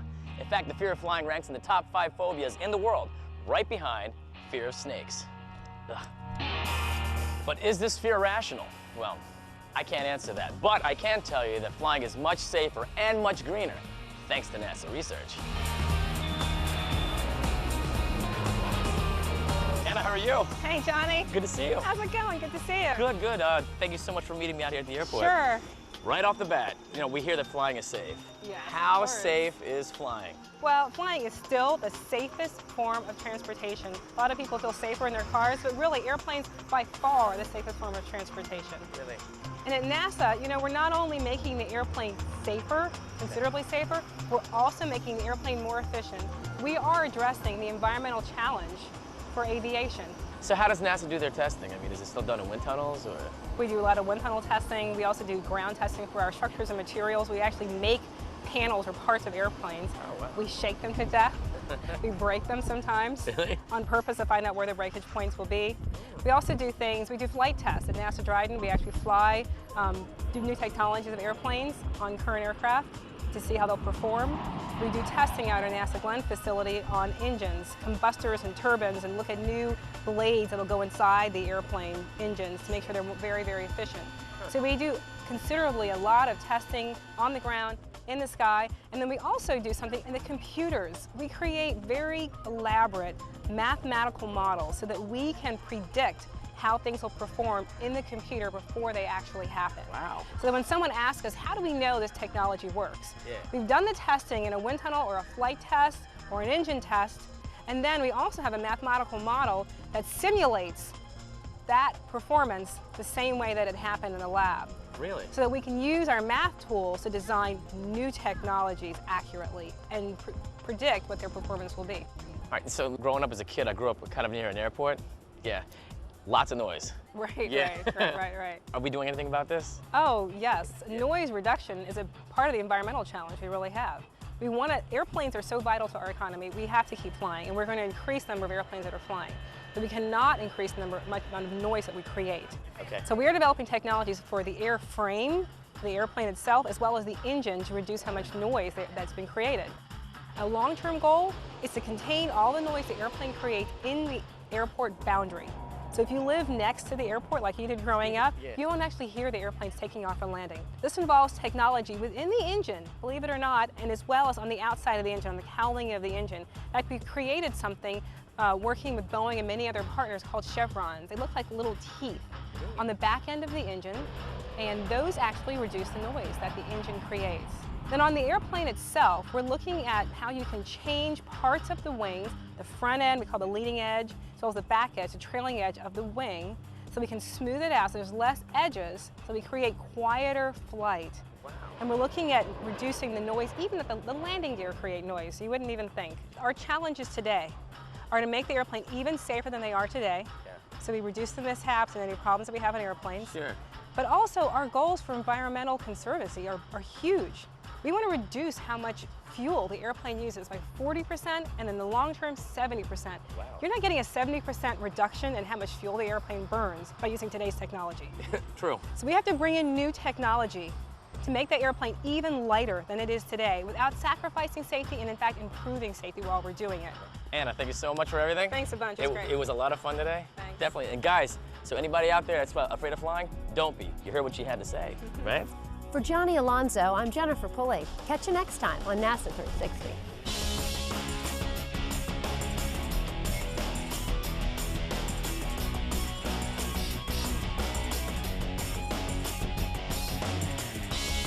We're going to understand how they perform. We're going to make those technologies ready for tomorrow. Check it out. Now we're at the races. So if you hit the ground like this, it's going to offer lots of protection, right? Oh, well. And that was not sheer, that's just, yeah, so. But researchers also need to see this craft fly in the real world. And what better place to do it than where the, guy's like waving over, all right. And we're also going to see how NASA is flying. Yeah. Sorry, what else can we see? Tom, I don't think we need that page. We're good.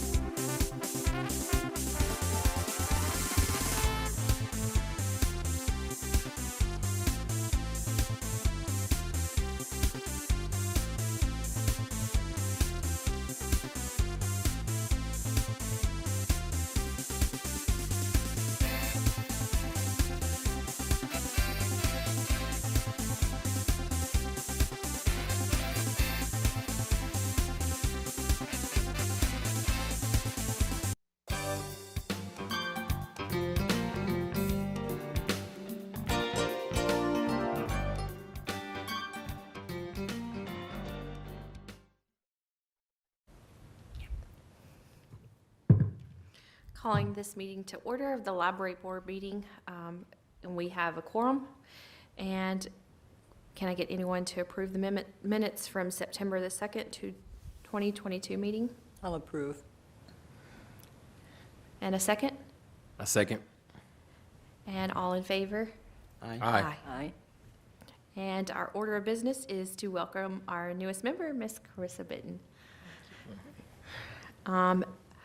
We also have outgoing members, Megan Honeycutt, our chairman, myself, vice chairman, and Gary Sutton to my left. At this time, if I may, yes. First of all, I'd like to say, Carissa, we are so happy to have you with us. It's exciting to have a media specialist on our board, and I know that you're going to bring some good things with you, so welcome. Thank you. I'm happy to be here. And second, appreciation to our outgoing members. As many of you know, there are term limits because of the state library. We have term members that you have to go by. So after so many years, you have to go off, stay off a term, and then you can apply to come back on. Well, we have two here with us tonight that I would like to recognize. So Ms. Bridget Cole, would you please stand? And Bridget, we have just a small certificate of appreciation to you. It's awarded to Bridget Cole in recognition of the valuable contributions made to the LaVergne Public Library Board. This is respectfully presented to you today by myself, Dawn M. Bebout. So thank you so much. Thank you. I think it's been 6 years? 6 years. Yeah. That's awesome. Thank you. So Ms. Cole has been on the board 6 years. I think. Awesome. All right. Gary, would you please stand? Gary, like Bridget, is an awesome patron of the LaVergne Public Library. He has served how many years, Gary? 8, maybe? I don't know. He was on here before me. Yeah. Okay, and we appreciate it very much. So this certificate of appreciation is awarded to Gary Frazier in recognition of the valuable contributions made to the LaVergne Public Library, and it's presented this day to you. All right. Thank you very much. Thank you. All right. Y'all all have to serve 8 years too. So let's give them a round of applause because we do appreciate all that they have done. Bridget has been a force to be reckoned with to push our children to read, read, read.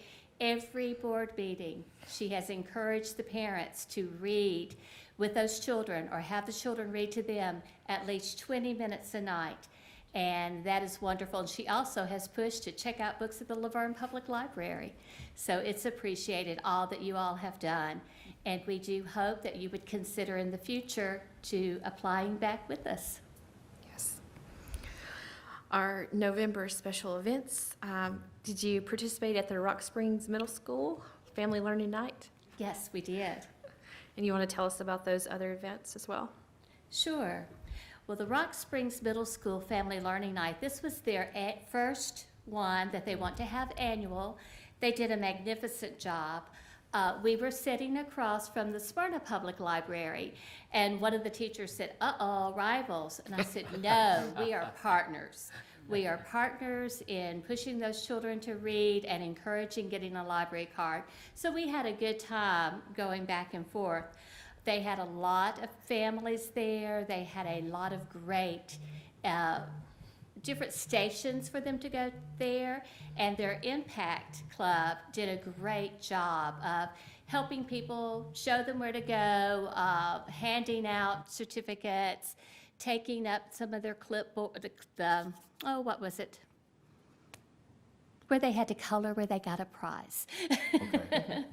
And they had a great time. So it was a good night. The second one that we have on this list is the LaVergne City Employee Veterans were honored by the city at the LaVergne Public Library. And we really appreciate the city using our meeting rooms. It has been an honor to help them honor our veterans and to have the different meetings that are held there. I believe they have I'm going to be wrong if I say it, I want to say 80 veterans employed, but it's probably a little bit more. So that was a good day. Yeah.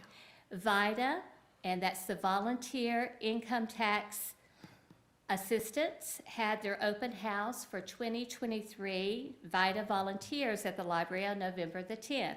I think they had several new volunteers come in, and Debbie Curtis told them what to expect for the coming year, and they were very excited. And that's one thing sometimes VITA lacks, is having enough volunteers to manage the number of families that do come in for tax assistance. So I thought Debbie did a great job preparing this open house.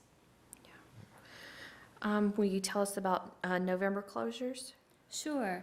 We were closed Veterans Day, Friday, November the 11th. This is a new holiday for the city employees, and it was very much appreciated.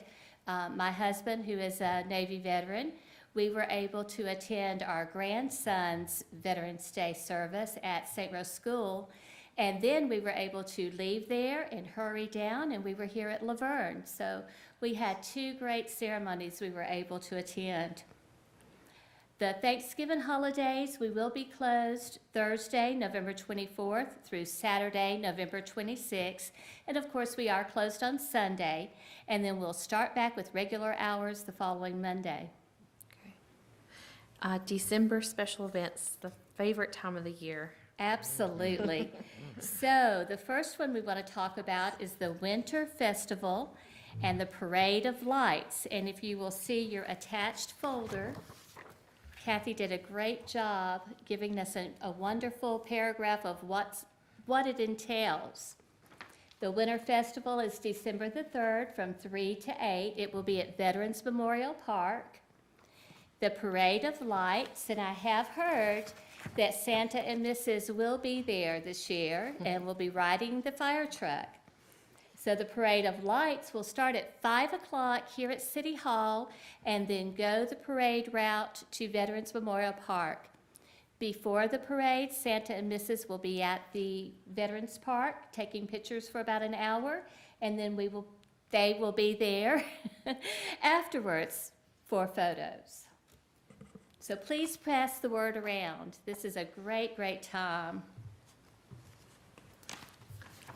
Okay. Also, story time with Mrs. Claus and a visit with Santa Claus is going to happen, wow, at the library. It looks like the person who made this agenda did not put the library down where it was going to be. So, at the library on, and I didn't even put the date, Mercy. Hold tight. This is why I bring my life with me. Aha! Saturday, December 17th will be story time with Mrs. Claus, beginning at 1, and I almost said 1 a.m., but it's 1 p.m., and then Santa will arrive at 1:30 in the gallery to have photos made. The story time, the last time Mrs. Claus tried to do a story time, the electricity went out. So we are sure hoping that Mrs. Claus can get through this story time on December 17th with no problems at all. And then if you'll tell us about our December closures for the library. Yes. So in December, we will be closed for staff holidays, December 23rd through December 26th. And then we will be closed to the public for inventory December 27th through the 31st. And then we will be closed for staff holiday January the 2nd. And we will resume our regular hours on Tuesday, January 3rd, 2023. And then our library board schedule for 2023 is January the 9th, 2023, March the 13th, 2023, May the 8th, 2023, July the 10th, 2023, September 11th, 2023, and then November the 13th, 2023.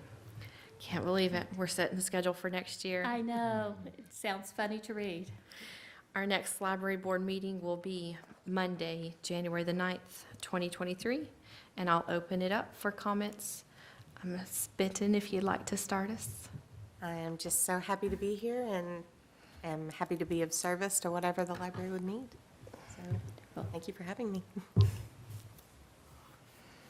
It's just, it's always awesome to hear everything that the library does and how it's a key to our community here, and how wonderful it is that the kids can come to a place that's safe and it's wonderful. I've always loved the library and the staff there. Y'all have been awesome. Thank you very much. You're very welcome. Linda. I'm looking forward to festival this year. It was fun last year, and you and Don did a great job. Wonderful. I'm sorry, Mr. and Mrs. Claus did a wonderful job last year. What we do is we help them, those big coats are so hard to get on. Yes. So Don and I are helpers to Santa and you are Mrs. Santa's helpers, yes. And I hope this year is bigger and better than last year. I know it will be. Absolutely. Weather permitting.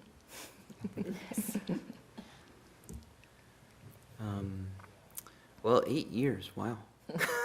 Yeah. It's been quite an adventure. I've enjoyed every minute of it, really I have. And Donna, you guys do a fantastic job over there, and it was just, I hope I was able to contribute in some way. Yes, you were. I believe that, literacy is just of the utmost importance in just getting kids to read, and it's just so important, and this is such a vital facility for everyone here in this community. I wish more people would take advantage of it, but we're getting there. Absolutely. And we've seen a lot happen in 8 years. I mean, we had a little flood, we had roof repairs, and a plague, and all kinds of things. So we got through it, and it's all a credit to you and the members of this board, and you guys are in for an adventure of your own. So Absolutely. best going forward. Thank you. I just want to say that this library is essential to our community. It provides access to information and resources, supports literacy and education, promotes lifelong learning, and serves as just a community gathering place. So it's been an honor to serve on this board and spend 6 years doing this. For anybody who's watching this, we're going to leave some empty seats here, and we need you to apply to be on this board. It's every other month. It's about a 30-minute to an hour commitment. So if you love our library as much as we do, please apply. And again, read at least 20 minutes a night to those babies. And go see our librarians get new books. And with that, library board is adjourned.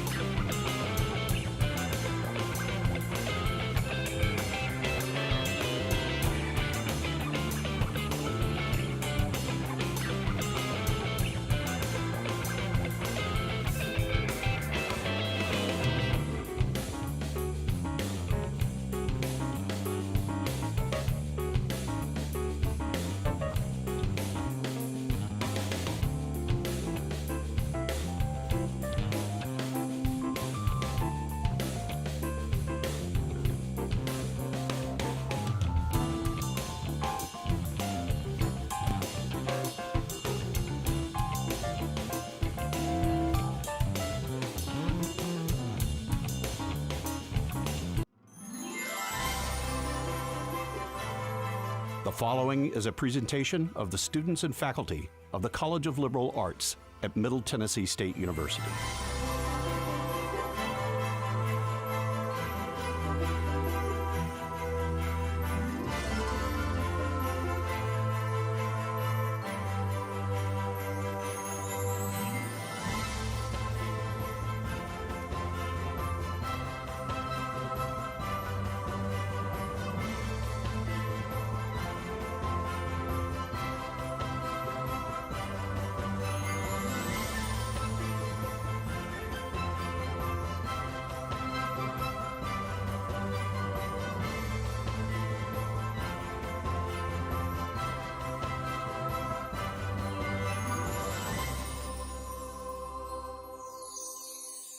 Hi everybody, this is Andrew Ottman bringing you a special edition of Out of the Blue, Joys of the Season, our annual holiday production with the College of Liberal Arts.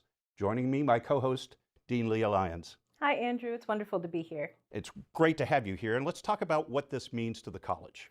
Joys of the Season is an exciting opportunity for our students to showcase their talents. Students from our School of Music, from our Department of Theater and Dance will offer us exciting presentations to help us celebrate the season. And let's get started. Our first performance is the MTSU Chamber Orchestra, conducted by Dr. Andrea Dawson, a professor from our School of Music who teaches violin and viola. They will be playing a mashup of two popular tunes for solo violin and string orchestra by Matt Riley. In English, we know the first song as Carol of the Bells, which comes from a Ukrainian New Year's folk song and was arranged as a choral piece by Mykola Leontovich in the early 1900s. God Rest Ye Merry Gentlemen is a traditional English Christmas carol dating from the 1600s.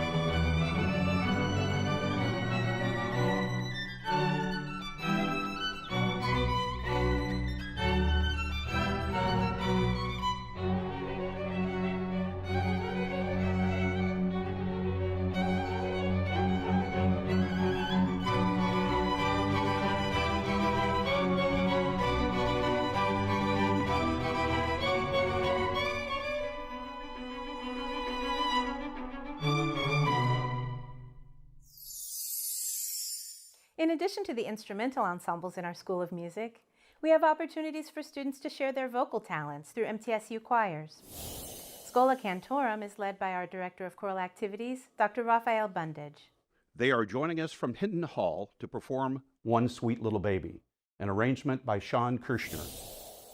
The composer felt he had discovered a new Christmas classic and journeyed far and wide, traversing key areas alongside members of the Holy Family as depicted in this work.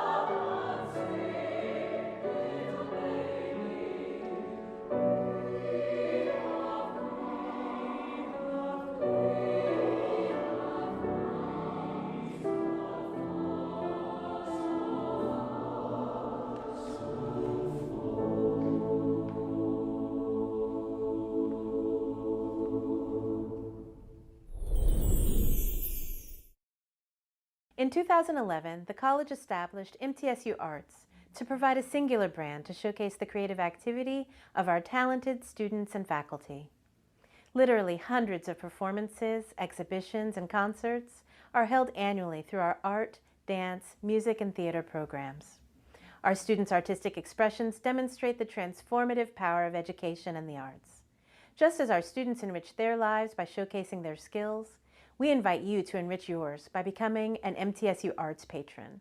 The MTSU Arts Patron Society was created to enhance opportunities for our students in the fine and performing arts. When you become a member of the MTSU Arts Patron Society, you ensure the vibrancy of the fine and performing arts at MTSU and support the university's role as a cultural catalyst in Middle Tennessee and the world. To join the Patron Society, visit mtsu.edu/mtsuarts.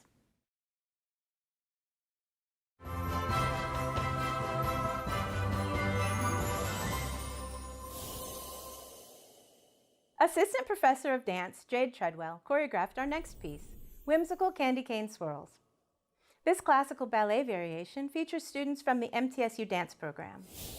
They will be performing to Tchaikovsky's Opus 71A, most recognized as the Russian dance from the Nutcracker Ballet. This second act Nutcracker scene joyously invites the audience to the magical land of sweets with a ribbon candy flair.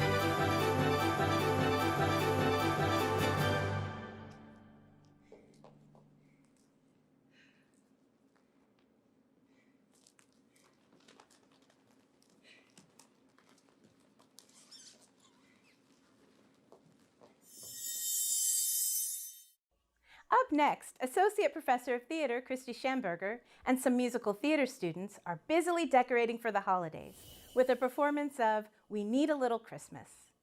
This song is part of the soundtrack of the award-winning Broadway musical Mame and was first performed by the recently deceased star of stage and screen, Dame Angela Lansbury. After Lansbury's character, Aunt Mame, loses her fortune in the Wall Street crash of 1929, she sings this song to her nephew Patrick to bring some holiday cheer right this very minute.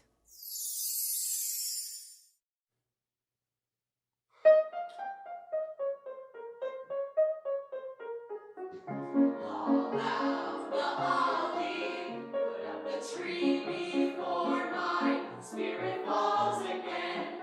Fill up the stockings, we may be rushing things, but deck the halls again now. For we need a little Christmas, right this very minute. Candles in the window, carols at the spinning. Yes, we need a little Christmas, right this very minute. It hasn't snowed a single flurry, but Santa dear, we're in a hurry, so climb down the chimney, put up the brightest string of lights I've ever seen. Slice of the fruit cake, it's time we hung some tinsel on that evergreen bough. For I've grown a little leaner, a little colder, a little sadder, a little older, and I need a little angel sitting on my shoulder. Need a little Christmas now. Call out the holly, habits I taught you well to live each living day. Fill up the stockings, but guys, it's 1 week. What? Past Thanksgiving Day now. For we need a little Christmas, right this very minute. Candles in the window, carols at the spinning. Yes, we need a little Christmas, right this very minute. It hasn't snowed a single flurry, but Santa dear, we're in a hurry, so climb down the chimney. It's been a long time since I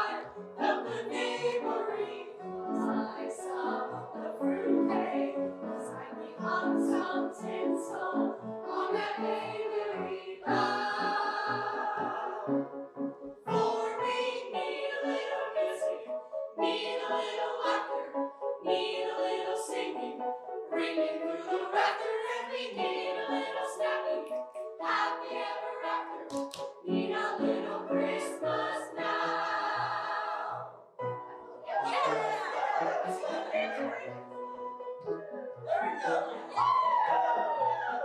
That's fun.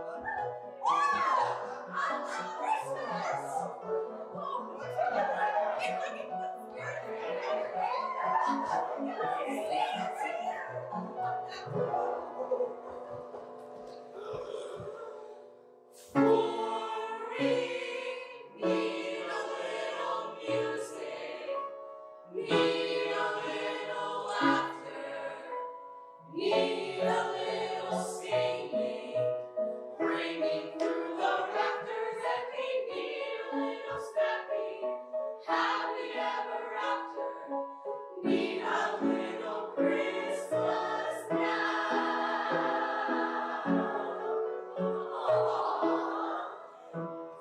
Merry Christmas!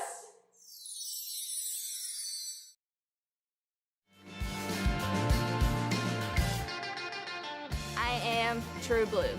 As a member of this diverse community, I am a valuable contributor to its progress and success. I am engaged in the life of this community.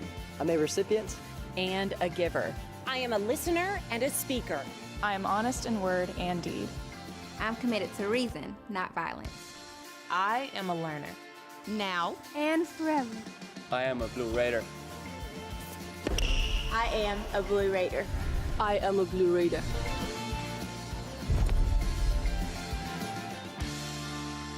True Blue. Do you want more from your college experience? At Middle Tennessee State University, that's exactly what you get. More majors, more opportunities, more guaranteed scholarships. Up to $20,000 over 4 years. MTSU, Tennessee's University of Opportunities. Welcome back to this special edition of Out of the Blue, Joys of the Season, featuring our College of Liberal Arts. I'm Andrew Ottman. And I'm Leah Lyons. The Soul, or Soprano Alto Chorale, is performing an arrangement of Mel Torme's classic, The Christmas Song. It was written in 1945 in the blistering July heat in an effort to keep cool by thinking cool. Nat King Cole first recorded it in 1946, and it remains the most performed Christmas song of all time. Angela Tips from our School of Music provides the musical direction for this piece, and Noah Huseman, a senior music industry major who performs with the MTSU Jazz Ensembles, is our pianist.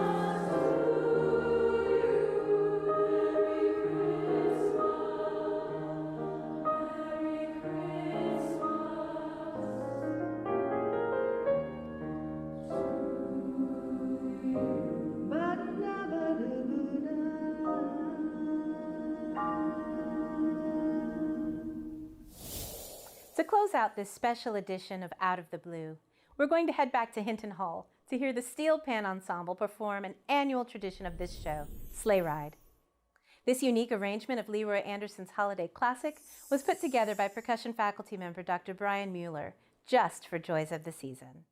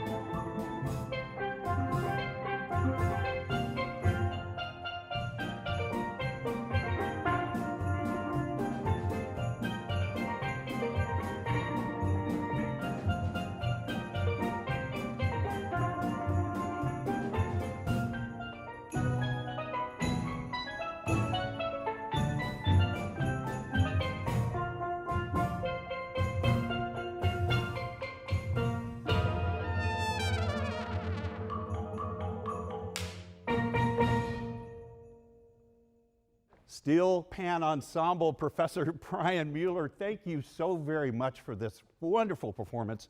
This arrangement, unique for the show, right? What did it involve? Yes. I think the biggest challenge with arranging this piece for this format, we're so familiar with the orchestral arrangement that's got so many different timbres to work with. There's trumpet, there's strings, there's brass, there's percussion, all sorts of colors.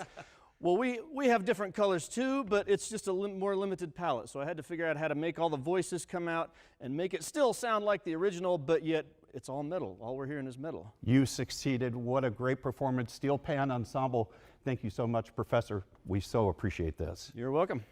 And this does wrap up Joys of the Season. On behalf of the College of Liberal Arts, MTSU Out of the Blue, and also the Center for Educational Media, I'm Andrew Ottman. Merry Christmas, Happy Holidays, and have a wonderful season.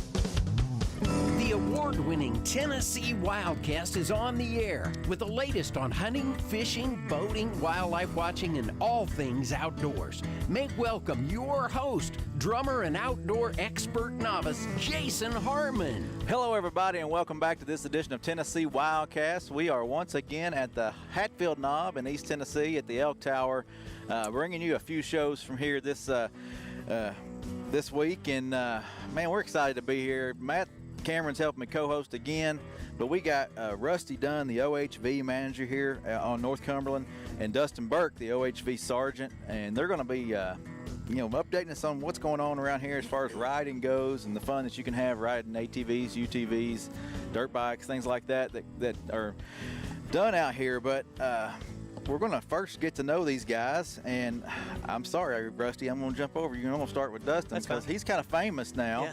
Yeah. There was an incident at Neyland Stadium where the Vols beat Bama for the first time in 15 freaking years. Bama, yes. But you know who caught that ball when it went through the upright? The sheriff's deputy. The sheriff's deputy. No, Mr. Dustin Burke was working the field, and I'll let him tell the story. The world's most famous unknown man. So I pretty much just caught the ball. I hit the ground, picked it up, and all I could think about is better give it to the ball boy.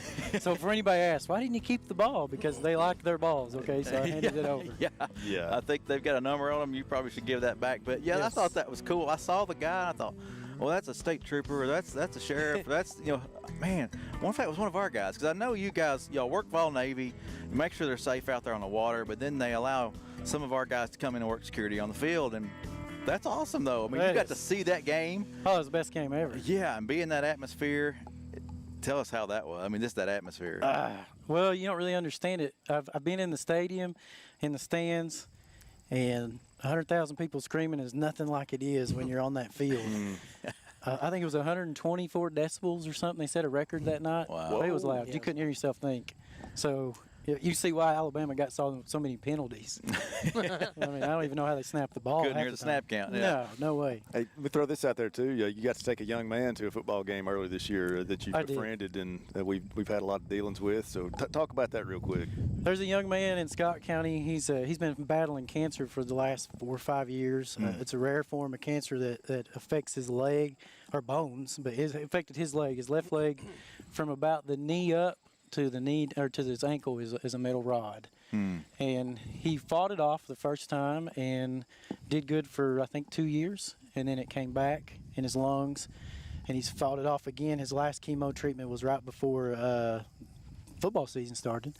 We got together and got this young man a rifle and some other good stuff, and another generous man donated 2 tickets to any football game he wanted to go to. And wow, he picked the first game and the Florida game. He couldn't have picked 2 better games. Dang right. So yeah, he got to experience that. We'll give a shout out. Mike Sather was the man that donated the football tickets and a bunch of fish and tackle. And then who was the man that helped pay for his lifetime license? Scott Terry. I forgot about that. We got him lifetime license. Yeah, they showered that kid with some awesome stuff that day. Oh yeah, he eats, sleeps, and breathes game warden stuff. As soon as we got to the game, the first game, he wanted to go straight to those boats. Is that right? Yeah. Can I see their boats? Yeah, dude. He will be one of us one of these days. He will. That's his I really dream. believe that. Yeah. That's his dream. So yeah, it was great, and he's excited. He texted me literally 20 minutes ago. Wow. I want to know if muzzleloader season opens in a few weeks and this stuff. So yeah. Let me throw this out there too. We had it figured up to get him his lifetime license for a while before we could actually give it to him, and he wanted to go hunting. So talk about that real quick. You told him to go ahead. Yeah. So we'd already talked about it. His license had been bought, and we'd already paid for it. But his family, they live way back up in the back country of Scott County, so they have a whole lot. So he calls me. He goes, "Man, I want to go deer hunting." He said, it was deer hunting. He said, I want to go turkey hunting. Was it turkey? It was the spring. It had been turkey season. So he wanted to go turkey hunting, and I said, "Dude," and I'm thinking, "Oh, we've already bought it, but we can't tell him." Mm-hmm. So I'd already talked to his father. He knew. They kept it quiet. I said, "Man, just go do it." He said, "What?" I said, "Just go do it." I said, I know a few guys. You'll be fine." He said, "Are you serious?" I said, "Just go do it." I said, "Let me know if you kill anything. We'll fix it up." I said, "We'll make it work." And this kid was freaking out. So we had to eventually tell him what was going on. But that's awesome. He was all about it. He's like, "I'm fixing to be an outlaw." I was like, like you're setting him up. Yeah, but you know what was funny? He goes, "What they don't know don't hurt." And I thought, oh my God, we might have made a mistake here. Takes one to know one. That's right. Yeah. Well, I appreciate it. That's awesome to hear those stories. You guys doing that kind of work and helping folks in need, and that's awesome. Partnering with other people, and that's just 100%. That's awesome. Well, while you were talking, an elk ran across the field. So I saw that. This is why we come to the elk tower to see these elk, and like we've talked on previous shows and future shows. This is a good place to come. Come at this time of day. What is it? Like 5:30, I think. And later in the day and early in the morning, it's the time you're going to see these elk. And if you can't see them in person, check out the elk cam on our website, tnwildlife.org. Rusty, tell us a little bit about yourself. You've been working up here a long time, haven't you? I've been here a while. I started with agency back in '93 as a contract creel clerk, and then I hired on full time in the fisheries department. Region 4 reservoirs, and worked there until 2002, and I became a wildlife officer for Anderson County. And then I saw the opportunity to do something that nobody really ever done with our agency up here. And I've been here ever since 2005 for 17 years. So yeah, 17 years running the ATVs and OHVs, and I get them mixed up sometimes. They call them OHVs. They call them everything. Whether it's quads, side by sides, there's just everything. It's different names. He's the brain trust behind the old program. I don't know about that. Doing a lot of good work. Yeah, doing a lot of good work up here. I didn't realize you were in fisheries before this. That's pretty cool. Yeah, sure enough. I'm gonna say it again. A lot of our guys have jack of all trades. They do a little bit of everything. They can fix things. They can make things happen. They know their biology. They know their technical side of things. So that's awesome. Talk about some of those guys up here that like Fred Jordan's. He still working for us? Yes, he's still. He and Jamie Miller came on with me. They came in 2006. 2005, I was a Lone Ranger, and just starting to getting equipment and things. And since 2006, they've been with me throughout the whole time. They've not left in the state. And he's actually 83. Is he really? Wow. Man, he's a tough dude. Now. He is a tough dude. He's amazing. He's stout too. He is. Yeah. I wouldn't tangle with him. Keeps moving. Yes, it's good. And Jamie's like a wonderful person, been with me the whole time too. Yes. And now I have Ray Bostic in the crew. Ray's a good one. He's good one. He's been up here with us for several years, and he's doing a great job in the program. Is Jamie's name actually Jamie or Jimmy? Jimmy Miller is what his name is in. But he goes by Jamie. Jamie. Okay, because for the longest time I thought I've been calling this guy the wrong name my whole career. He's like, no, everybody calls me. Jimmy's what he is in the computer. Okay. Jamie is what he uses. On paper. Yeah, on paper. Good people, man. Yeah. Well, we're here to talk about the OHV program and being safe out there and riding and things like that. So let's kick it off with history real quick. Kind of how these trails got created and how they became what they are today, and then we'll jump into some of that trail maintenance where, like what those guys we talked about, Fred and all them other guys are doing to make sure that stuff's working well. But first, Rusty, you know more about anybody here. What's the history behind this? Well, this was only one of the places in the state where that people had been riding for years, Jeeps back in the 80s and 90s, and then they started riding four-wheelers and motorcycles. And the agency looked at different places to go, and this was top of the list, and that's what they chose because it was pressed upon us from the legislature to do something. We had the lands, and they said, we got a lot of pressure. And I think it was Governor Sundquist around 2000 in the late 90s was wanting to do something to bring it out for folks in the communities to be able to place to ride. Well, and the ride was going on before we acquired the property. It was going on before we acquired the property, and it's been going on, and the local folks were, pressed upon the agency to continue all uses here, and that's what was some of our agency lands are bought with different things in mind and by different monies, and this is funded through wetlands, and it was allowed multiple use ever since the opening. So that's why it was used as the place where we brought the trails. Gotcha. Yeah. And the trails, I mean, they've brought in a lot of tourism, a lot of monies that way, and it's just grown and grown and grown. Yeah, it has, and it really, in the beginning, it was slow because we really hadn't done any advertising really over the time. And then some folks from the Outdoor Channel came here in the early 2000s, and it blew up after that started getting more and more popular. And we get people from just all over the nation, out of the country. I've taken people from Canada. Wow. Yeah, different places. They come here from long ways off to ride. Yeah. Well, growing up, I mean, I came across the property before I, worked with the agency and came up here and rode some, and it was fun, and had a friend of mine knew a guy who lived up here and knew the trails well and got some good riding. You got a lot of locals who have grown up here and done it all their life. Yeah. Yeah. And that's what's changed. When it first started, it was all locals. It was mostly local riders and then local hunters. And now it's a lot more non-residents just coming recreating for the riding part of it. It's been a huge shift due to the notoriety through the internet, basically. Yeah. Well, today we wanted to cover the safety side of things and some of the LE side of things. Can we jump to Dustin on this and tell people, if they want to come up here and ride, what kind of licenses they're going to need to access the property and to do it legally, and then we'll get into some of the safety side of stuff. Well, there's a bunch of avenues you can take, and Rusty's was really good. He made a little card that we started off with, and we've kind of explored that. But the two main ones you get is a hunt fish combo and then a WMA permit. That covers most of it or all of it, but then the other people will buy a high impact permit. So there's the two main ways. But when you start getting into out-of-state license, it kind of is the same way. You buy a hunt fish combo and then a WMA permit, or a hunt license and a WMA permit. Yeah. Okay. So those guys who like to hunt, they're pretty well ready to go. I mean, they've got the license that they need to access the property and all that. And you're allowed to use ATVs for hunting on the property. And some places, some RWMAs, you don't have that luxury, but it's it's different than anywhere else in the whole state. As long as they don't go around a gate, that's the main thing. Stay on the trails that are open, marked or not marked, closer vehicles. Okay. So that gets you a ticket. Exactly. Dustin's not afraid to ride one. No. Do you know how many miles of trails roughly that area has? Area-wide, there are historically 700 or 800 miles, roughly, of trails and roads on the property. Where we're trying to draw the people to is what we're using federal monies to maintain the trails, and we have 105 miles here in the Sundquist unit, and we have 80 miles in the New River unit, and we have I just got a grant through this year for 40 more miles, which will complete the New River unit, be 100 in each roughly, and then a connector trail to connect. So new trails, that many miles of new trails will be created. Yeah, they're actually trails that exist. We don't make new trails here. Like y'all were saying, there's part of the Recreational Trails Program is how we're funding this.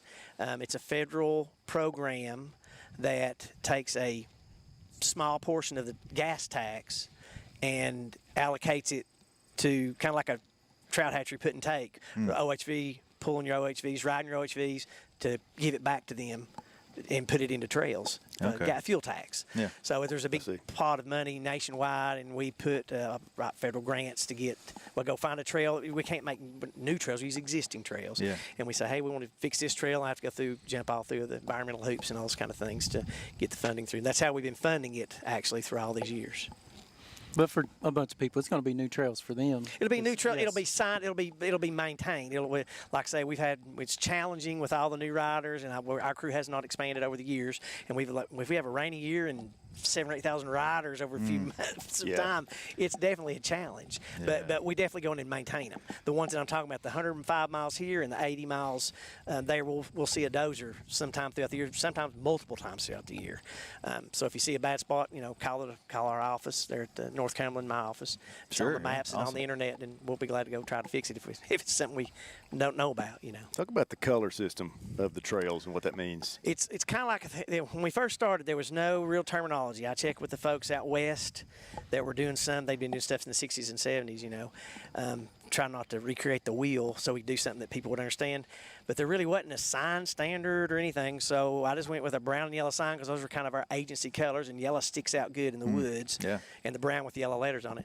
And then the trail terminology kind of goes along with ski slopes.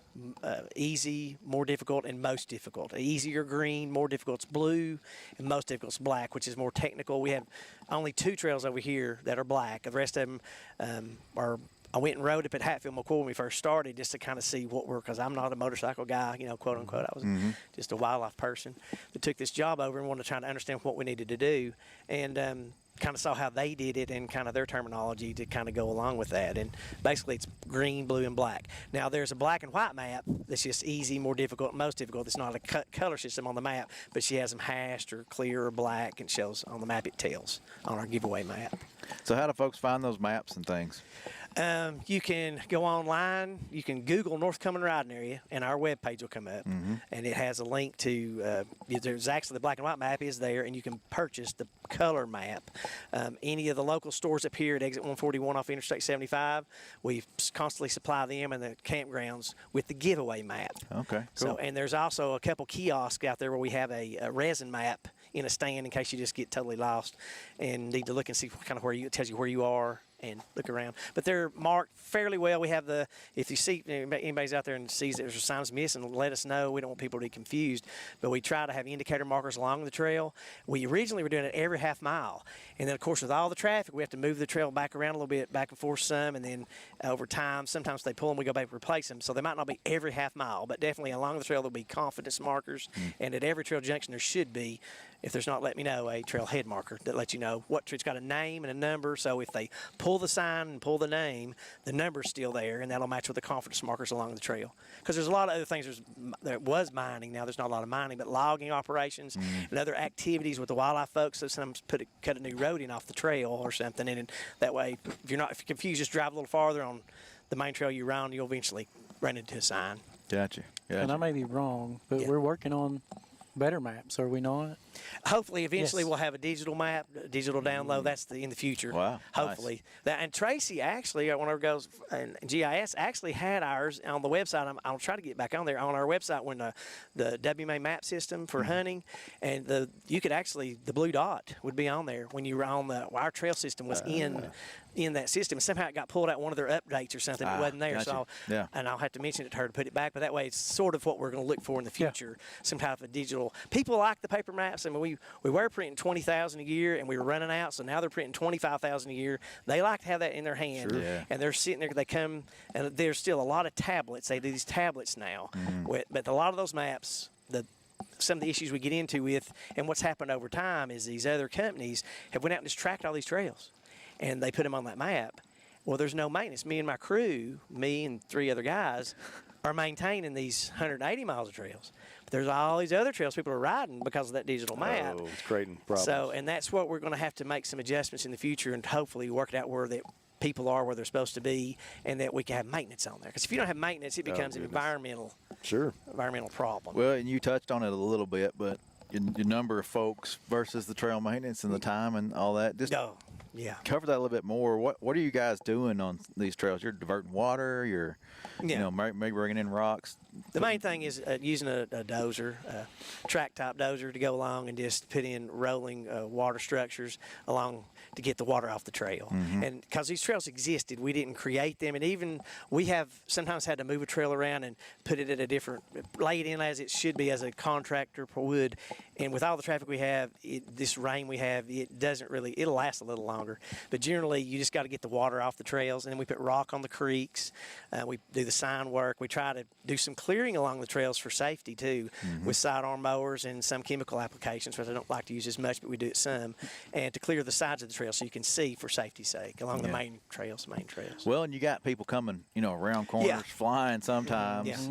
Very dangerous. I don't know what the speed limits are. 25 miles an hour on these trails. Most of these modern machines have speedometers on them. No, they'll go 70 or 90, 100. Yeah, some of the new ones with the 250 horsepower. I think the new Can-Am's got 210 horsepower or something like that. The new Polaris has 250, I think. One of the the race rating. Race rating. Wow. Not needed here for the desert. When I worked in the old area, would be old area 41, 41 with you way back when, y'all got the first razor that I can remember, and it wasn't much wider than a standard four-wheeler then. Yeah, the little razor. They were tippy. Now they're huge. I mean, they have tripled in size. It's like a Jeep. Yeah. They're around 1,700 pounds, so they do wear more on the trails. They're not quite like a full-size vehicle, but one thing that there were some studies done by the Forest Service years ago that were talking about tire types and user, and it's not so much, a lot of people use aggressive tires to get through bad spots, and that's fine. But if you use the four-wheel drive and don't stick it to the floor going up a hill, it'll really help us out in the future. Okay, that's good tips, Yeah, it's like, it was more user than the tire. Some of these tires are like tractor tires, and if you, really gouge at one of those with a 100, 150 horsepower, it'll really dig some dirt. It trenches is what it does, especially if we have rain, A lot of places don't let you ride in the rain. We let people ride 24/7 year-round here, through the night. A lot of people not in rain, ride rain at night. Just as busy at 1 in the morning as it is at 1 o'clock. Yeah, especially in the summer. Yeah, in August, in the summer. Yeah. Talk about the volume of people. You showed me a video one time that blew my mind of how many people ride this place. So it's to back up Rusty, and on any given Saturday, you could do an OHV checkpoint, and we could check 100 people, 150 different people in an hour. And that's just constant. And that's not people, that's machines. So 100, 150 machines, just nonstop. Y'all showed a video of every place there was to park a trailer and a truck in this area. Was just littered with OHV hauling machines, man. A summer pretty day in the summertime, the 141 was the truck packed. stops taking over. There won't be any the trucks don't have where to park. It actually, I'm surprised they don't say something about They it. have never called me. I'm very surprised. But we have parking, places for them to park on the map marked, which maybe won't house that kind of number, especially on a big weekend like an opening beautiful fall weekend at night, or a late night in the summer. You come through, it looks like a Christmas tree lit up in the vehicles with all the trailers. Yeah, it's the perfect setup. I mean, they've got 24-hour gas stations at the interstate, so it's one-stop shop. It's good business, I'm sure, for the local establishments too, but it does create all sorts of issues. But talk about the safety issue. I know y'all are having a lot of accidents, life flights out of here that people wouldn't believe. Yeah, we had looked into it, I guess it was 2 years ago, wasn't it, when we first really started digging in. And we just got some numbers from one county, and it was 56, 57 life flights out that they knew of. That's just what they know of, because a lot of times these come in as just an accident. I'll give you an example. We had a young lady that was involved in one, and we just happened to hear they were setting up an LZ for a life flight. And me and my partner showed up, and it was an ATV accident. It was a side-by-side accident, and we'd have never known. So a lot of it just goes unreported, and we don't know that. The rescue squad goes out. They call 911, and they'll send the rescue squad out. So, I mean, if you we're lucky we have a real good rescue squad here. Yeah, definitely. Yeah, and if you think about 56 people in a year, just that you know of, that's a little more than one every week. Right. And then when you're looking at 20 or 30,000 riders a year, probably. I mean, I don't know the exact number. It's a lot of riders in return. So statistically, it's not horrible, but I mean, you want to have safety. We're looking for it. You definitely want to try to promote that. How are y'all promoting the safety up here? What's the enforcement, education? Both. Both. It's a lot of both. And one of the things that we've done, we're using the federal RTP money to fix the trails. But that money can only be spent on trail infrastructure, building the trails, if you will. And we don't, the other monies that comes from TDOT to TDEC, and the folks at TDEC actually having some administrative and some of the educational money they can pull off, we can't. Or the guys in my crew have been pressed, and we've put in a proposal they found a really good animated trailer It's about $500,000, and we're looking at trying to get some funding. I don't know if that'll ever happen in the near future, but through a SWIG grant. So we're seeing maybe, I don't know how we'll, because we can't use the money for the trails to do that. I mean, it's kind of ironic. Let's put it that way, because this is something we really want to promote. Education's important. Education is very important, and that's what I know that we'd really like to have that in the future. I hope so. Well, so I think about seat belts and helmets and things like that. Is that required on these trails? Is there any Just regulations under 18. around that? Under 18. Under 18 helmets are required. Yeah. Let's see. The operation, do you have to be a certain age to operate? Not necessarily. No. Okay. We always say if people call, we tell them, follow the manufacturer requirements. Where other states, the difference here is that we've been doing this, since 2005, but we've never had a fully funded program where you have all the backing of the statutory backing.